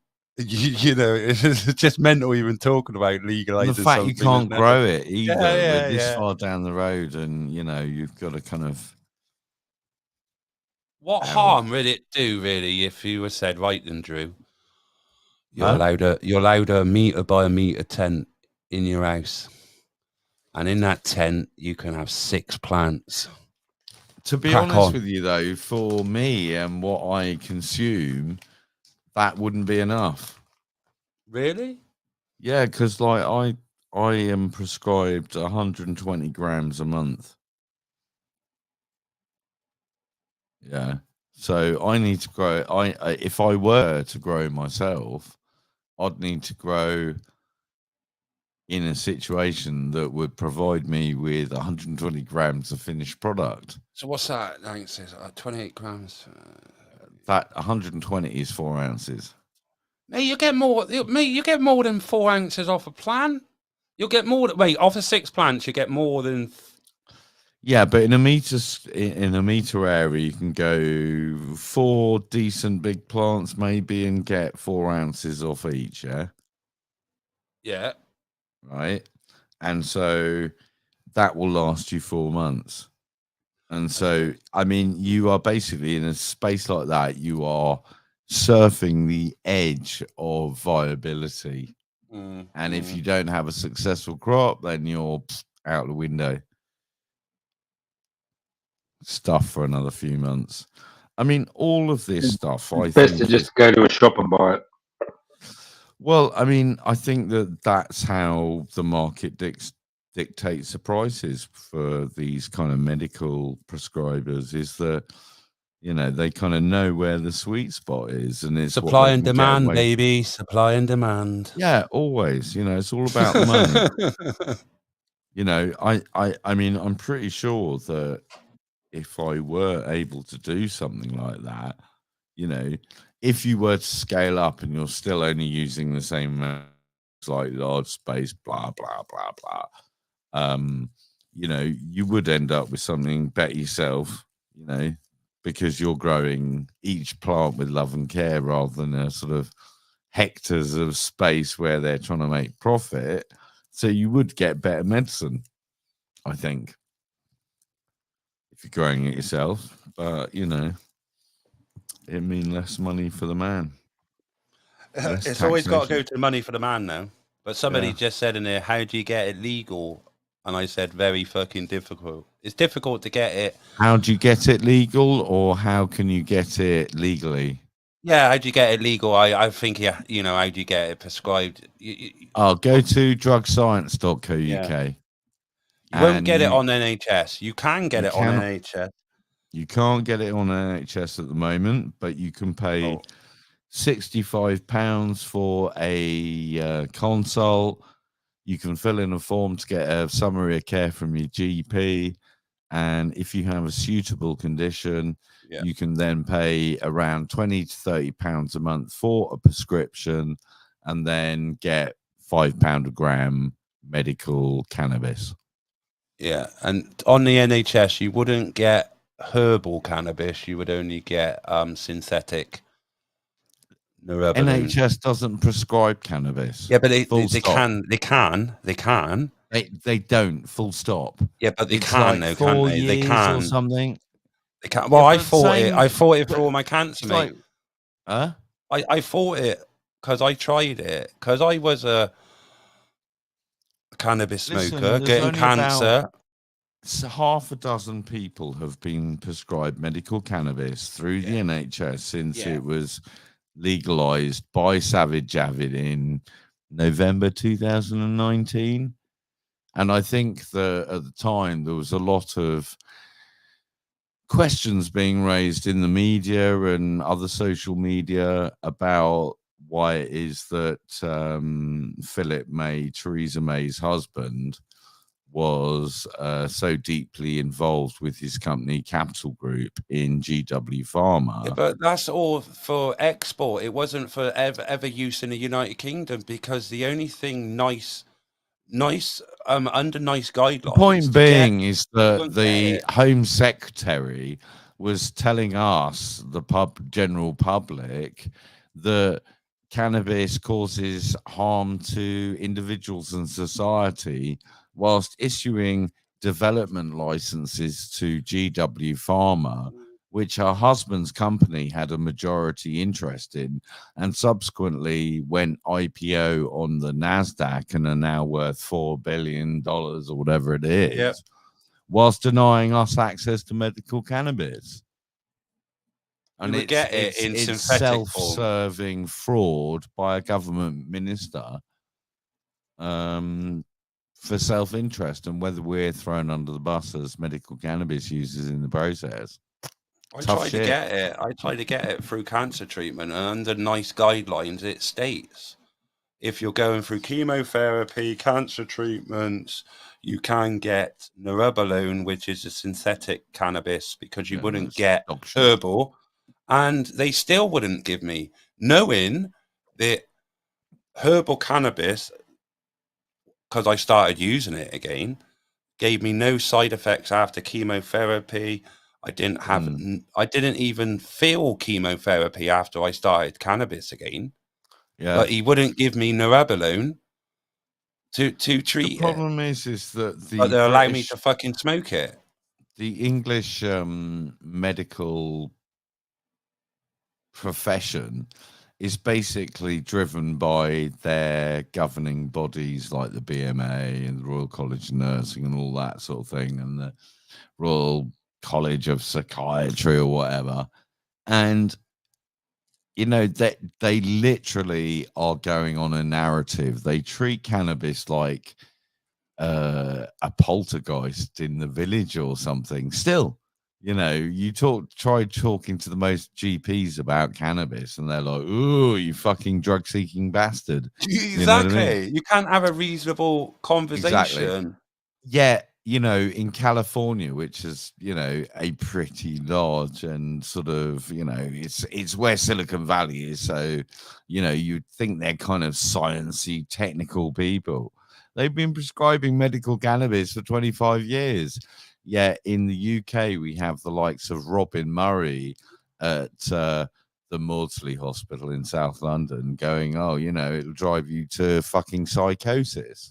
Whilst he is a paid consultant for GW Pharma, who I've mentioned before as being, you know, a target of Capital Group and Philip May. I mean, you know, we're just hosed, mate. You know, I don't know anyone that's died from a weed overdose. No. You know, you look at it. That is. I watched American Gangster last night. Very interesting.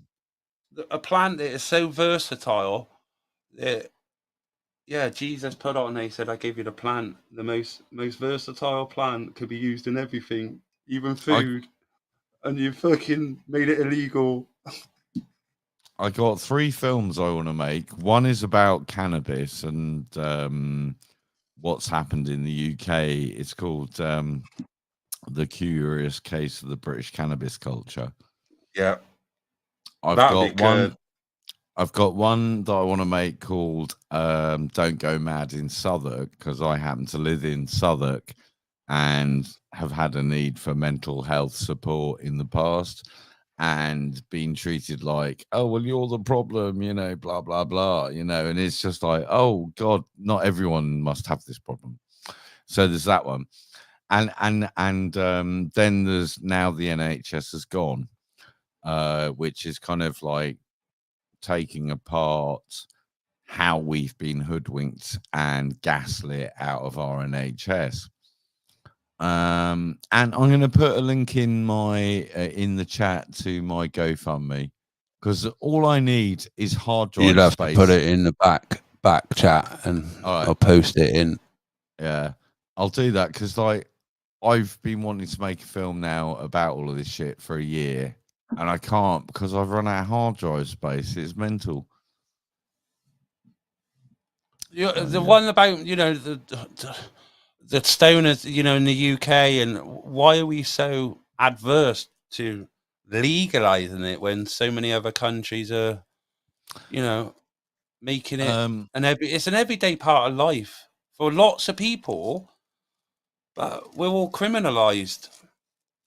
It's the way that all of the kind of aspects around cannabis in the UK have been manipulated is something that I really want to sort of put into my documentary. A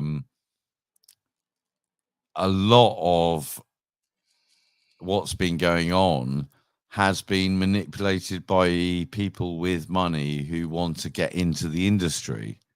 and they have at varying times over the last decade or so posed as this kind of breeding ground and nursery for promoting advocates of cannabis who have been sort of like taken in by them and colonized. It's quite incredible. But yeah, I mean, it's a bit. I think it's because you like you said it. We're one of the largest exporters of cannabis out of the country. Yeah, that's like the man taking the money, isn't it?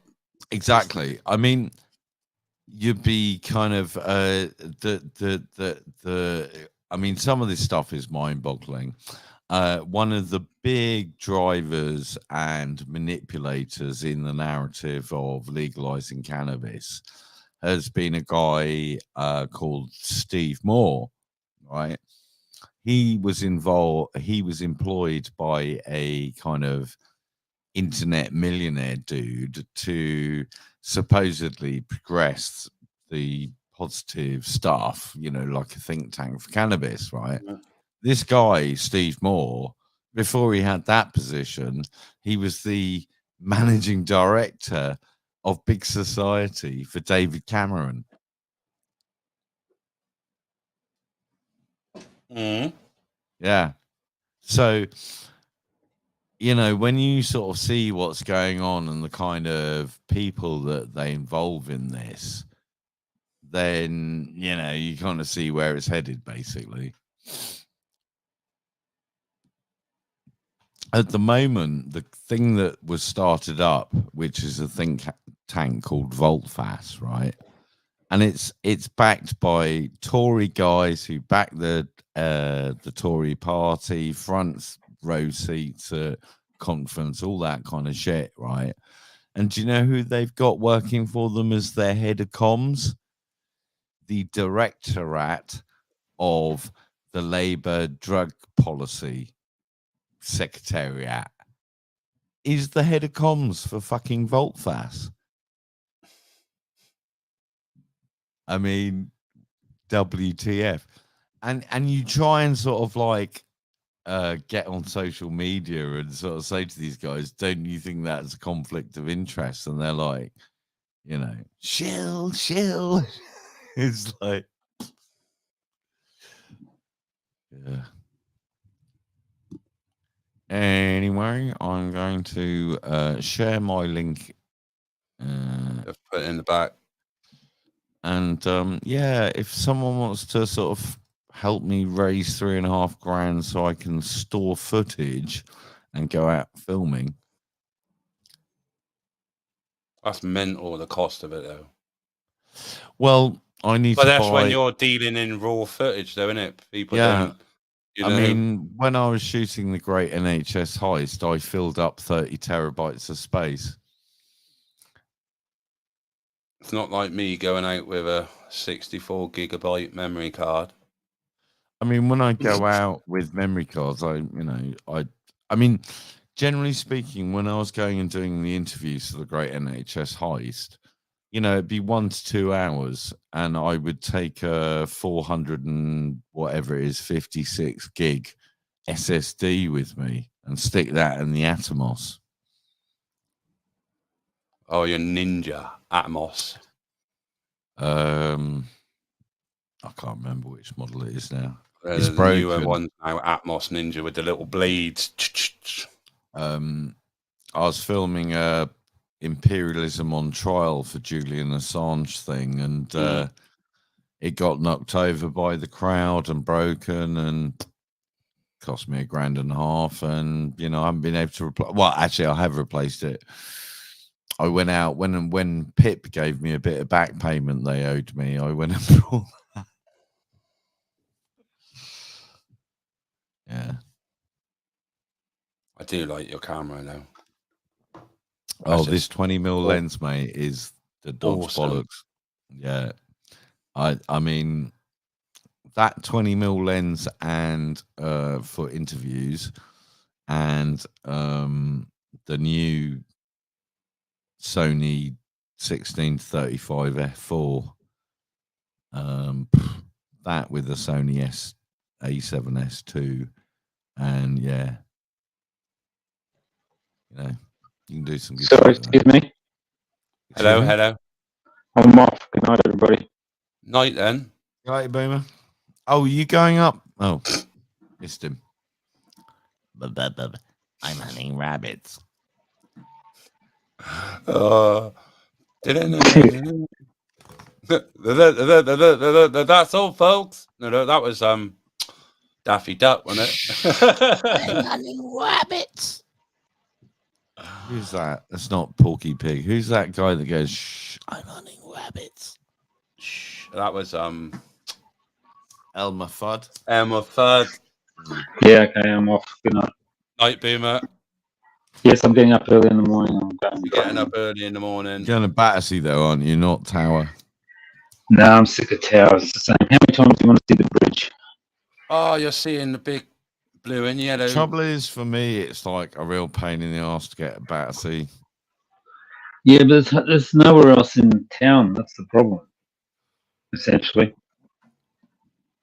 Maybe go to Potter's Field and try and get a bit more on the other side.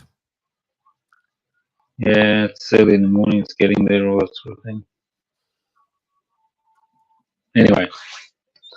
Good night. Well, if you end up Thank you, that Boomer. end of things closer to me, give me a shout. Yeah, we'll find out about the BMX people.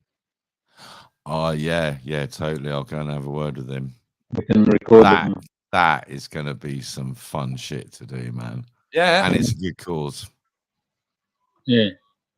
Yeah. Because we'll have a couple of drones. BMX track in near we can have a few Road. drones. It's run by a really cool dude. Yeah. BJ, I think his name is.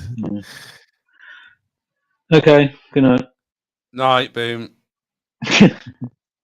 That's all, folks. Let me just copy this a minute. I'll put this in here.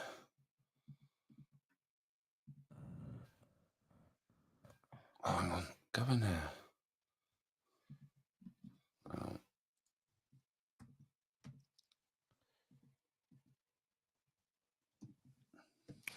Yeah, I might go down to the BMX track tomorrow, actually.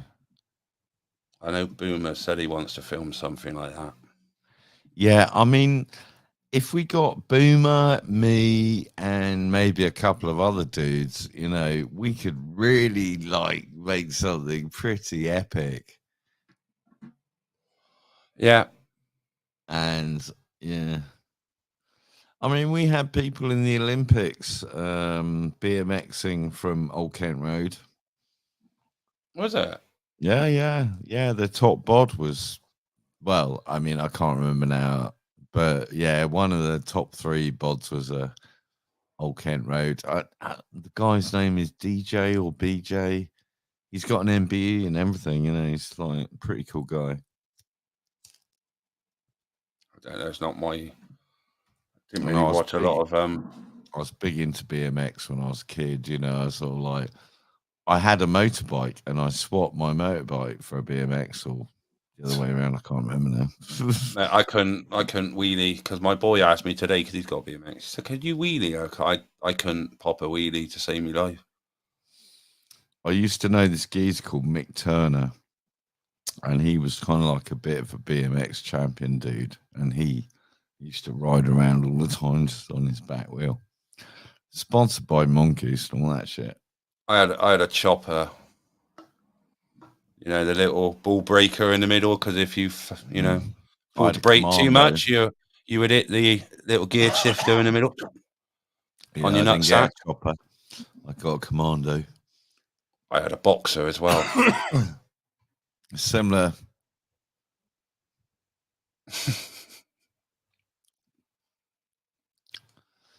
So send the drone over Checkers. I bet you it's got a geofencing around Checkers. Yeah, more likely than not. I'll check it in a minute.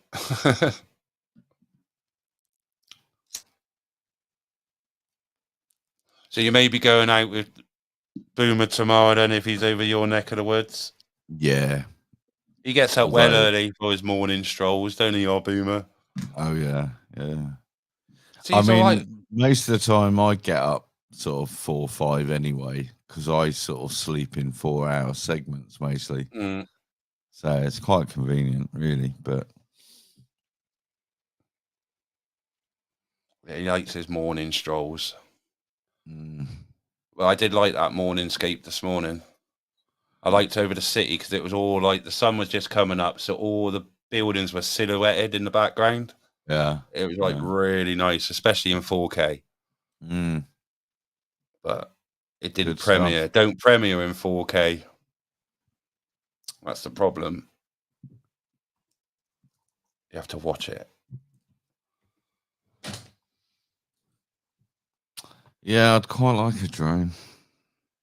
If I set, well, yeah, like I said, I'm going to sell my camera and get a drone. They're more easy. There's a lot more places you can fly in London now, down to the obviously weight.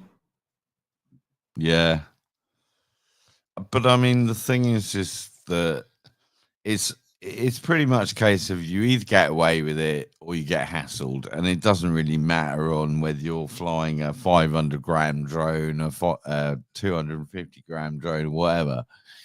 If some Jobsworth with his DMR walkie-talkie and a high-vis comes along, he's gonna bust your balls, isn't he?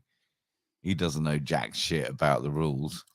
Well, It's the like, accounts ooh. that one that spoke to Boomer today did.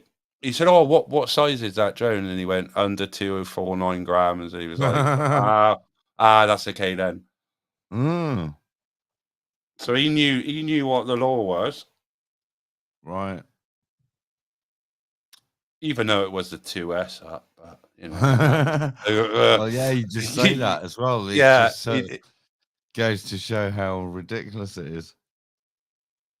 but it's whether or not you know your drones, isn't it? If you know between a Mini and a Mini 2S and all that. Yeah, well, I mean,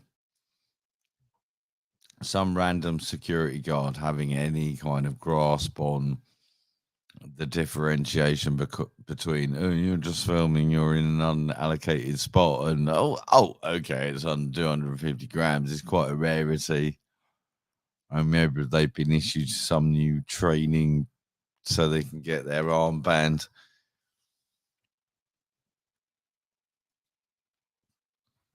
So I'm just checking. They're all corporate fascist goons anyway. Yes. How long ago was that?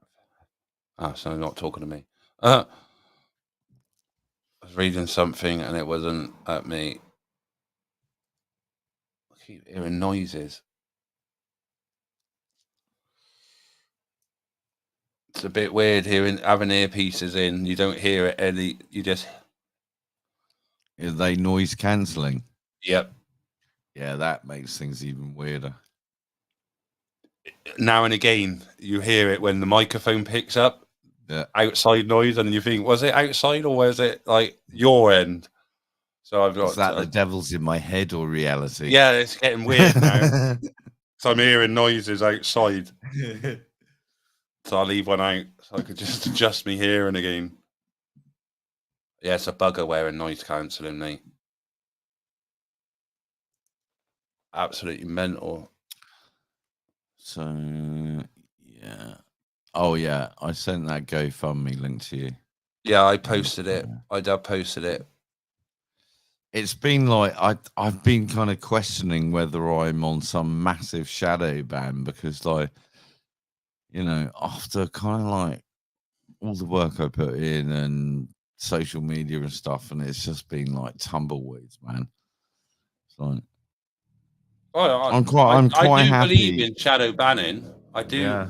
I do believe in that. And I'm quite happy, you know, or that's kind of what I live for, is the idea that I am going to make at least 2 or 3 more films, despite my ill health. But yeah, I wonder if I'll never get it again. No, you will. Never say never. Well, yeah, you got to keep a positive view upon it, but fuck me, a year or so I've had this thing up now, and I've raised 1,500 quid. And of course, when you've only got 1,500 quid, you know, you buy, kind of just stupid 50 quid stuff as it comes in to kind of keep your shit going. You know, you spend 150 quid on a drive to keep being able to dump footage and a few new memory cards or a camera light or whatever it needs to be. You know what I mean? That's why I don't ever shoot in raw footage, mate, because there's no need for me to do it. Yeah, You know, but when you're I trying to make, understand that when you make films, you yeah, got to you shoot need the in best raw. quality you can Yeah, you get got as to source shoot in footage. raw. Yeah. You need to be able to completely. It's like people say, "Oh, the magic happens at the end of the camera." No, it don't. Magic happens in the final edit, mate. It's when you put all that. It's the person who really deserves all the credit is the person that sits there and chops it all up and makes it. Yeah, I mean, when Bob nicked my film and re-released it, saying he's the filmmaker, it's all footage that I've gone through, 80 odd hours of footage and cut it down, and he's just picked his favorite bits from. Yeah, to call yourself like, oh yeah, yeah. And it just like totally fries my brains because the whole point of it was to kind of not wank your ego, but like bring the fact that we're losing our public healthcare to a wider audience. Are you able, right? Because I don't think people realize how easy it is to fake anything with footage wise. It's like, we got all the probably avid soap watchers in the chat. You all watch your EastEnders and everything. How they film that now is you wouldn't believe. They're not even in the same room as each other. They're just like talking to a ball. Yeah. And they're doing what they call plate shooting. Is it plate shooting? Well, I mean, now we've got to the point where we've lost camera operators.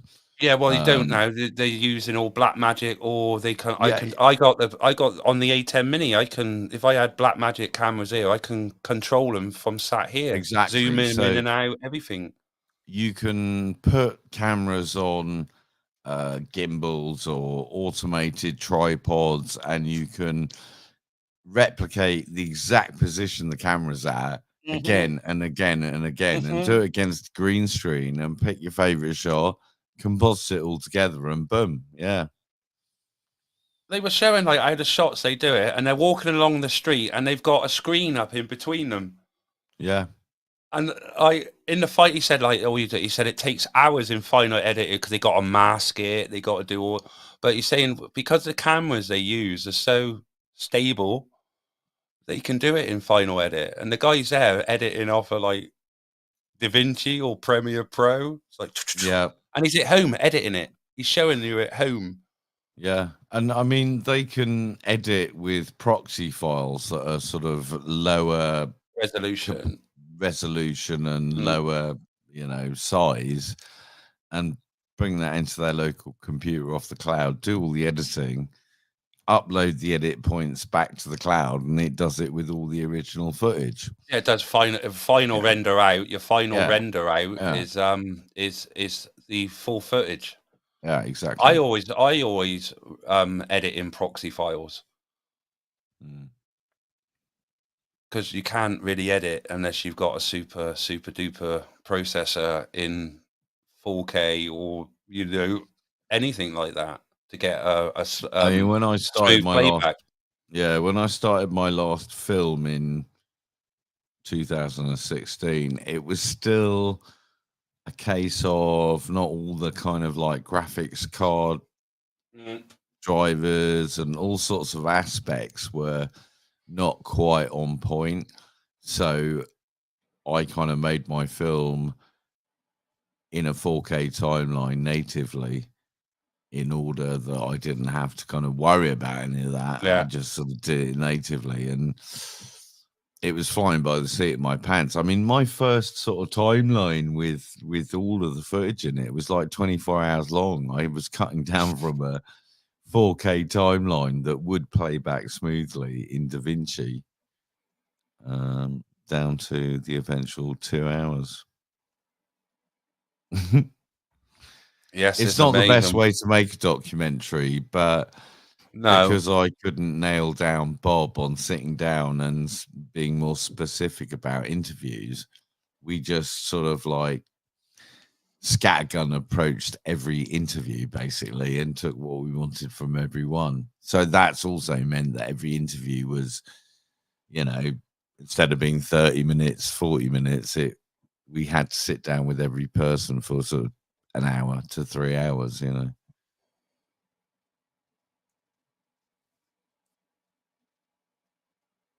A lot of hard work. Oh, Ian, do you wish you all had your old toys now? Your Tonka toys, your Action I love Men. my Tonka toys. I hated my Action Man, but Tonka toys, they were the business. God, if we only kept all our old toys now, innit, we'd be quite rich. Collectibles and the boxes. I got a few old dinkies.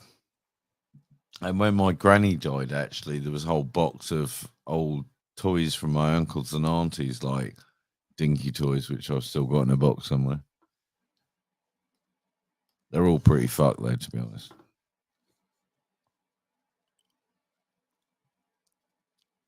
But we all wish we had our Star Wars now, don't we? Because we all would have had originals.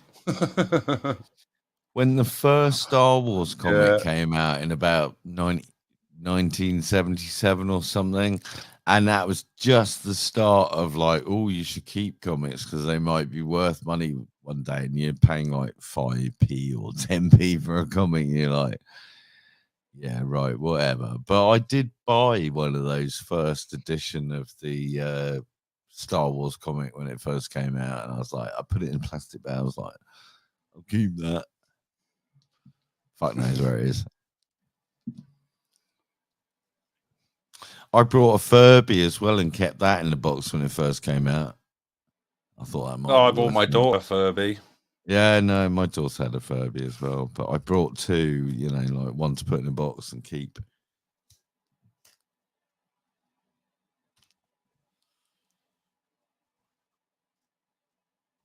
Happy Christmas, Easter, wherever you are. Oh, it's nearly Easter. I went to Lidl earlier on to try and get a box of cream eggs, but they've run out. I really fancied a cream egg. Have they got smaller? Yeah. Fuck yeah. They're tiny.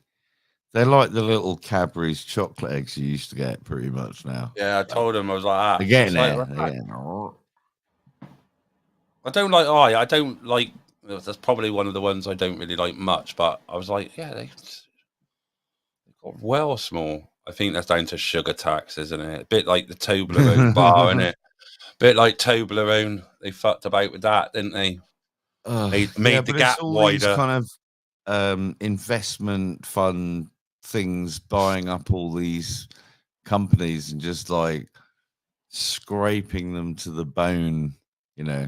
It doesn't matter if you need that particular bean that's been the core of your product for the last 100 years. We can get this one, it's 10% cheaper. It makes the chocolate smell like human feces, but it's cheaper.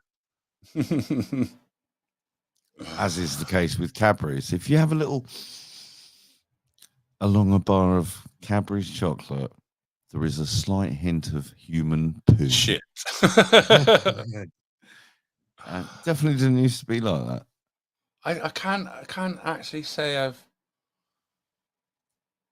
actually thought about it in that way before, but I'm sure now every time I smell a bar of Cadbury's chocolate, I'm going to smell shit. Yeah. I am absolutely, that's it now. I'm going to go in there now and start sniffing the Cadbury's eggs. I'll tell you what, though, Cadbury's are sneaky, right? Because things like Cadbury's cream eggs, Fredo bars, and things like that, they still put the good, nice tasting milk chocolate on that because they want to hook the kids, man. Once they've got them, locked into the Cadbury's brand, then they can go on to the Fishies. Hey, when I was a kid, Fredo bars were 10p and a lot bigger. They were a lot bigger, and it was kind of a gauge of inflation at one point, wasn't it? But yeah, I mean, I fully think that things like Cadbury's cream eggs and McDonald's are pure evil. They've probably got those little fucking nano particles in them and everything. But damn, I do love a cream egg. We used to have a chocolate factory near me in Keynsham. Well, it's like the original Cadbury's factory was down the road from you, wasn't it? Or was that Keynsham? Yeah, that was Cadbury. Bourneville's still there. They've still got a factory at Bourneville. Bourneville's the one up near Birmingham, isn't it? That's right. Then he had Cadbury in Keynsham.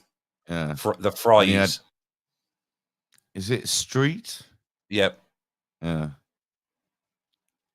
That's all gone now. That all got sold to off to Poland to be impregnated with human. That got feces. sold to Americans, though, didn't it? What was the American company? The Hershey's fuckers. No. Oh, Kraft Foods. Kraft Foods, wasn't it? Then that got sold on, and then we started making whatever little we had left in Poland or somewhere like that, and we changed the recipes and stuff like that. That's when it started smelling of poo. That was right, exactly. When we started to import. I won't eat import a chocolate except that for we Freddo's created. bars. Yeah. The other thing that they still have half decent quality chocolate in is the Cadbury's chocolate buttons. Yeah, they still taste all right. Yeah, so Cadbury's chocolate buttons, Fredo's last time I checked, and the chocolate on Cadbury's cream eggs is still like the proper ting to get you hooked into the brand. Dairy milk as well, I found is still pucker. No, that's the one that smells of poo. Really? Yeah. I've never had that problem. I'm gonna go I got a bar of dairy milk in there, I'm sure. No, can't eat that shit. It's fucking horrible. But mind you, I can't remember the last time I had I know this will sound very bougie, but the only good chocolate that you can get at a reasonable price is the Belgian Waitrose brand chocolate. And the fruit nut one is just like, lovely. But Cadbury's is dog shit, mate. I am now going to go and smell a bar of Cadbury. There'll be a little bit of a...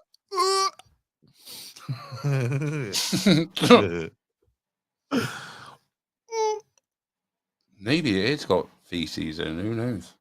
There is, I mean, in an American, food thing, there is an allowable amount, a ton of rat shit. It's like, when you're dealing with industrial loads, inevitably there is going to be some mouse poo in it, and they have defined acceptable levels of this stuff. So we have an acceptable amount of feces allowed in food. Basically, yeah.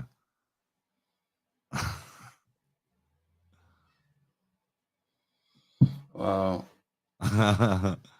I suppose. Well, why are they so bothered then? When when the animal's slaughtered, you got the health inspector there to make sure you've cut around and you've gutted it and none of it's contaminated and shit like that. Well, to a degree, I mean, it's what our biome and what we have kind of resistance to and stuff. But yeah, I mean, the construct of, hygiene that has been made has kind of gone beyond reality, hasn't it? Well, I think what's gone beyond reality reality is we've gone from, chocolate that smells of shit to how much shit's allowed in the fucking food chain. That's what's got fucking bizarre. Sorry. Well, I mean, it's a crazy thing to kind of have to kind of legislate for. It should be, we're running around going zero carbon and we can't get zero fucking rat shit in our food. Oh, it's mad. Mad. Absolutely horrendous. Oh, hang on a minute. When did he send me this? 22:41. Oh. Yes, they are super glued to the floor. Oh. They got big lights up now. Well, that was it. 11:45. Quarter to 11. Oh, that was an hour ago. It's now 12 o'clock. But yeah, that was Boomer then. But on that note, I think I'll bring it to an end now. That's gone 4 hours. 4 hours. 4 hours. I live far too close to a 24-hour McDonald's, and being a single incel type bloke, the temptation to go around there and just get a few more nanoparticles. You get Deliveroo to your door, won't you? I won't use that shit. I used it once, and I got delivered a mushed up fucking burger with coke all over it. Fuck up your order most of the time, though. Either your drinks don't come, your chips come like absolutely stone cold, and McDonald's chips are not the best when they're like not fresh. Yeah, McDonald's is disgusting, but sometimes. Yeah, that's what I say, Anonicu. Leave them fucking glued there. I wonder how long they would actually be glued there, because I've super glued my fingers together, but after a time, it comes loose with the sweat on your fingers. Yeah, totally. So skin cells, blah blah blah.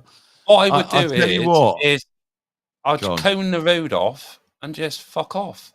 Yeah, exactly. And I wonder how long it would take them to free themselves, because exactly in 24 hours they'll be sitting there cunting the police off, going, "You're abusing my human rights because you're not taking me home and giving me a nice din-dins and cup of tea, etc."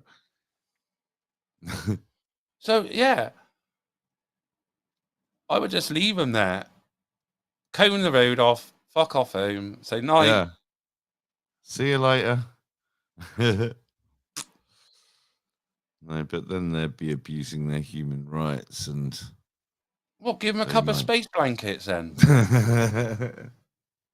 How is it abusing the human rights? And a Cadbury's super glue themselves to the ground. It must be good super glue, though, because would it really work? I don't really want to try it, because super gluing your hand directly to a road. I don't know how does it work. Not for very long, I'd imagine. I mean, sure, if you did it immediately and then tried whipping your hand away, then ow, I've just stripped the skin off my hand a bit. But give it 5 or 6 hours overnight, like you say, cone them off. Yeah, space blankets, maybe a They'll pillow. They'll be sitting there like holding their hands on, going, "You're abusing my human rights." And they can just go up and go, "Here you go, get up, fuck off to Pret." And I think someone was on top of a car, super glued to the top of a car. Yeah, but that was the car. What I would have done is I made sure that car was parked up all right. And they had some limo that they put a bunch of XR skulls or some logo on. That was right on top of that. I would have made sure that's like the boat they had the other year down there. I mean, this is mad. It's like, how do these guys get to bring their kind of props up to do these protests? I hope that car paid his ULEZ charge. But, you know. And his congestion charge as well, because you got paid out on the weekend still, haven't you? So, and he's in a ULI zone. So, hopefully you're paying for that. Who cares? It's just Plod and the Behavioural Insights Unit tinkering with us, feeding us more poo-poo bars. Is it like last day tomorrow? Or has it got another week? I don't know. I don't know. I mean, I could never take him seriously from the outset, because the same people who were occupied demanding the end of austerity were all of a sudden like gluing themselves to roads, demanding we live in sackcloths on fucking soya beans or whatever. Well, it's a bit like you said, how they're allowed to bring all their props. They brought that big table the last time and plonked it in the middle of, what was it, Piccadilly Circus? Or Oxford Street. You know, and it's mental. And last time they had the thing, they had, you know... And we're not even allowed to carry a banner. Over the bank holiday weekend for about a week, it was like gigs and vegan types. Well, it was on the dreadlocks around when fucking they did Marble Arch. Bristol. They occupied Bristol Bridge with that boat, didn't they? And the big pink elephant. And the last time they were on top of City Hall for over a week protesting. I think part of the thing that like gave the boost and the sort of push to fund that stupid fucking mountain at or mound or whatever Marble Arch was there were wonks down at City Hall going, oh, you know, let's spend £6 million on that because there's always the positive thing of it, like stopping XR next time. You can bet that was something that was considered when they were building that Marble Arch blob thing. What was the fucking point in it? What, the Marble Arch thing? Yeah, the mound. What was the whole... Let's build a big green... To bring nature into central London and promote shopping. But, you know, they've got fucking... What was it? Park Lane, Hyde Park, right next to it. Right next door? I mean, it actually blocked the view of, oh, let's go across to the park when you're at the top of Oxford Street and you've got this overshadowing mound there instead. You can pay £6 to climb up. So it was surrounded by scaffolding, you know, them metal kind of grid things and wheelie bins for the entire time it was there. It was to me, a complete it was just an utter fucking eyesore. Well, if I wanted the whole to see a green mound, I'd just watch Teletubbies, and there's plenty of green mounds on there and shit like that. You know what I mean? I every time I looked at it, I expect either Tinky Winky or Poe to pop his head out and go, "Uh-oh," or some shit like that. You know, yeah, it's absolutely bizarre. Yeah, I mean, it is just money laundering. You know, we have all these schemes, and there's, I mean, where I live, it's mental. At the moment, we've got trees dying all over the place, right? And they're actually taking the trouble to nail signs to them going, oh, this tree has to be removed now because there is a contract to kind of maintain the trees and they've been pruning them 3, 4, 5 times a year until they're fucking dying. And I'm pretty sure it's the same people who had previously had contracts to put up hanging baskets with plants and stuff for 4 or 5 years of the last local government. And it's like there's people starving in the street piling up around Elephant and Castle Tube, and they've got people maintaining flower hanging baskets. And then before that, they decided to put wrought iron posh railings up the entirety of Old Kent Road from New Cross to Elephant and Castle. And then literally came along with angle grinders about 4 years later and chopped them all out again.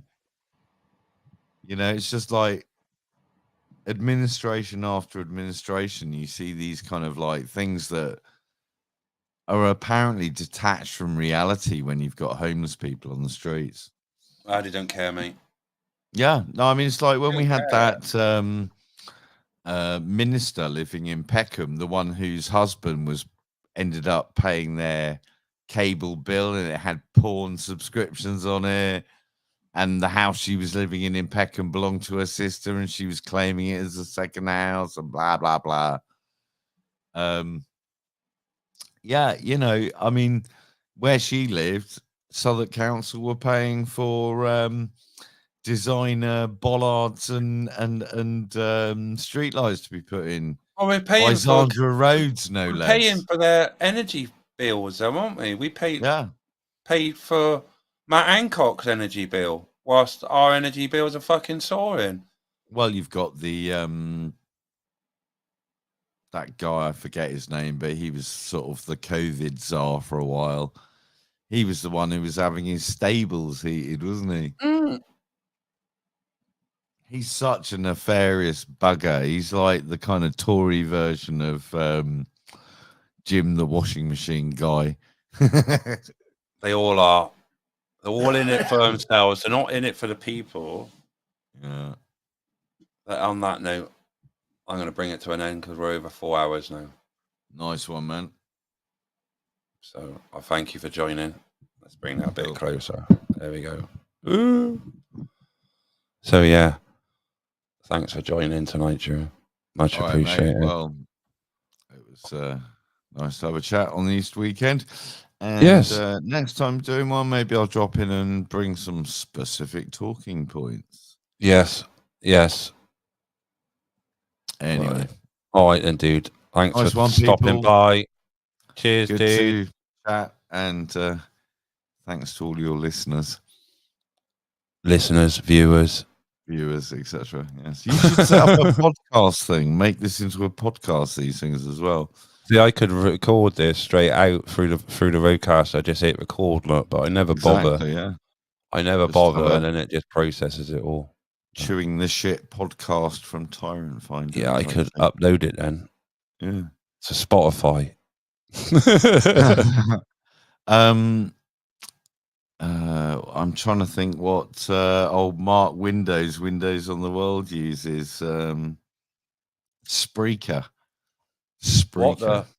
I don't know. There's so many. It's of like them. speaker with an R in it. That's supposed to be quite good. Wow. Anyway, on that note, cheers, note, Chris. Ta-da, dude. Bye. And it was Drew. And it's only me. I don't like me. Let's go to that picture there. I don't know what we're going to play out. What should we play? I'm going to pop some songs through. Oh, that feels red hot. I don't know. I'll play something. Shall I play my cheesy music? It's not that one, is it? It's that one. I like this one. Anyway, thanks for joining me, everyone, tonight. It's been good. Thanks to Boomer, Ian, Indy for dropping by. I was going to say Ian then for some reason. I don't know why. Indy dropped in. He's probably out playing games with his boy, his Xbox. But yeah, thanks Boomer, Drew, and Indy for dropping in. And all of you guys for stopping with me so long. All 82 of you still left.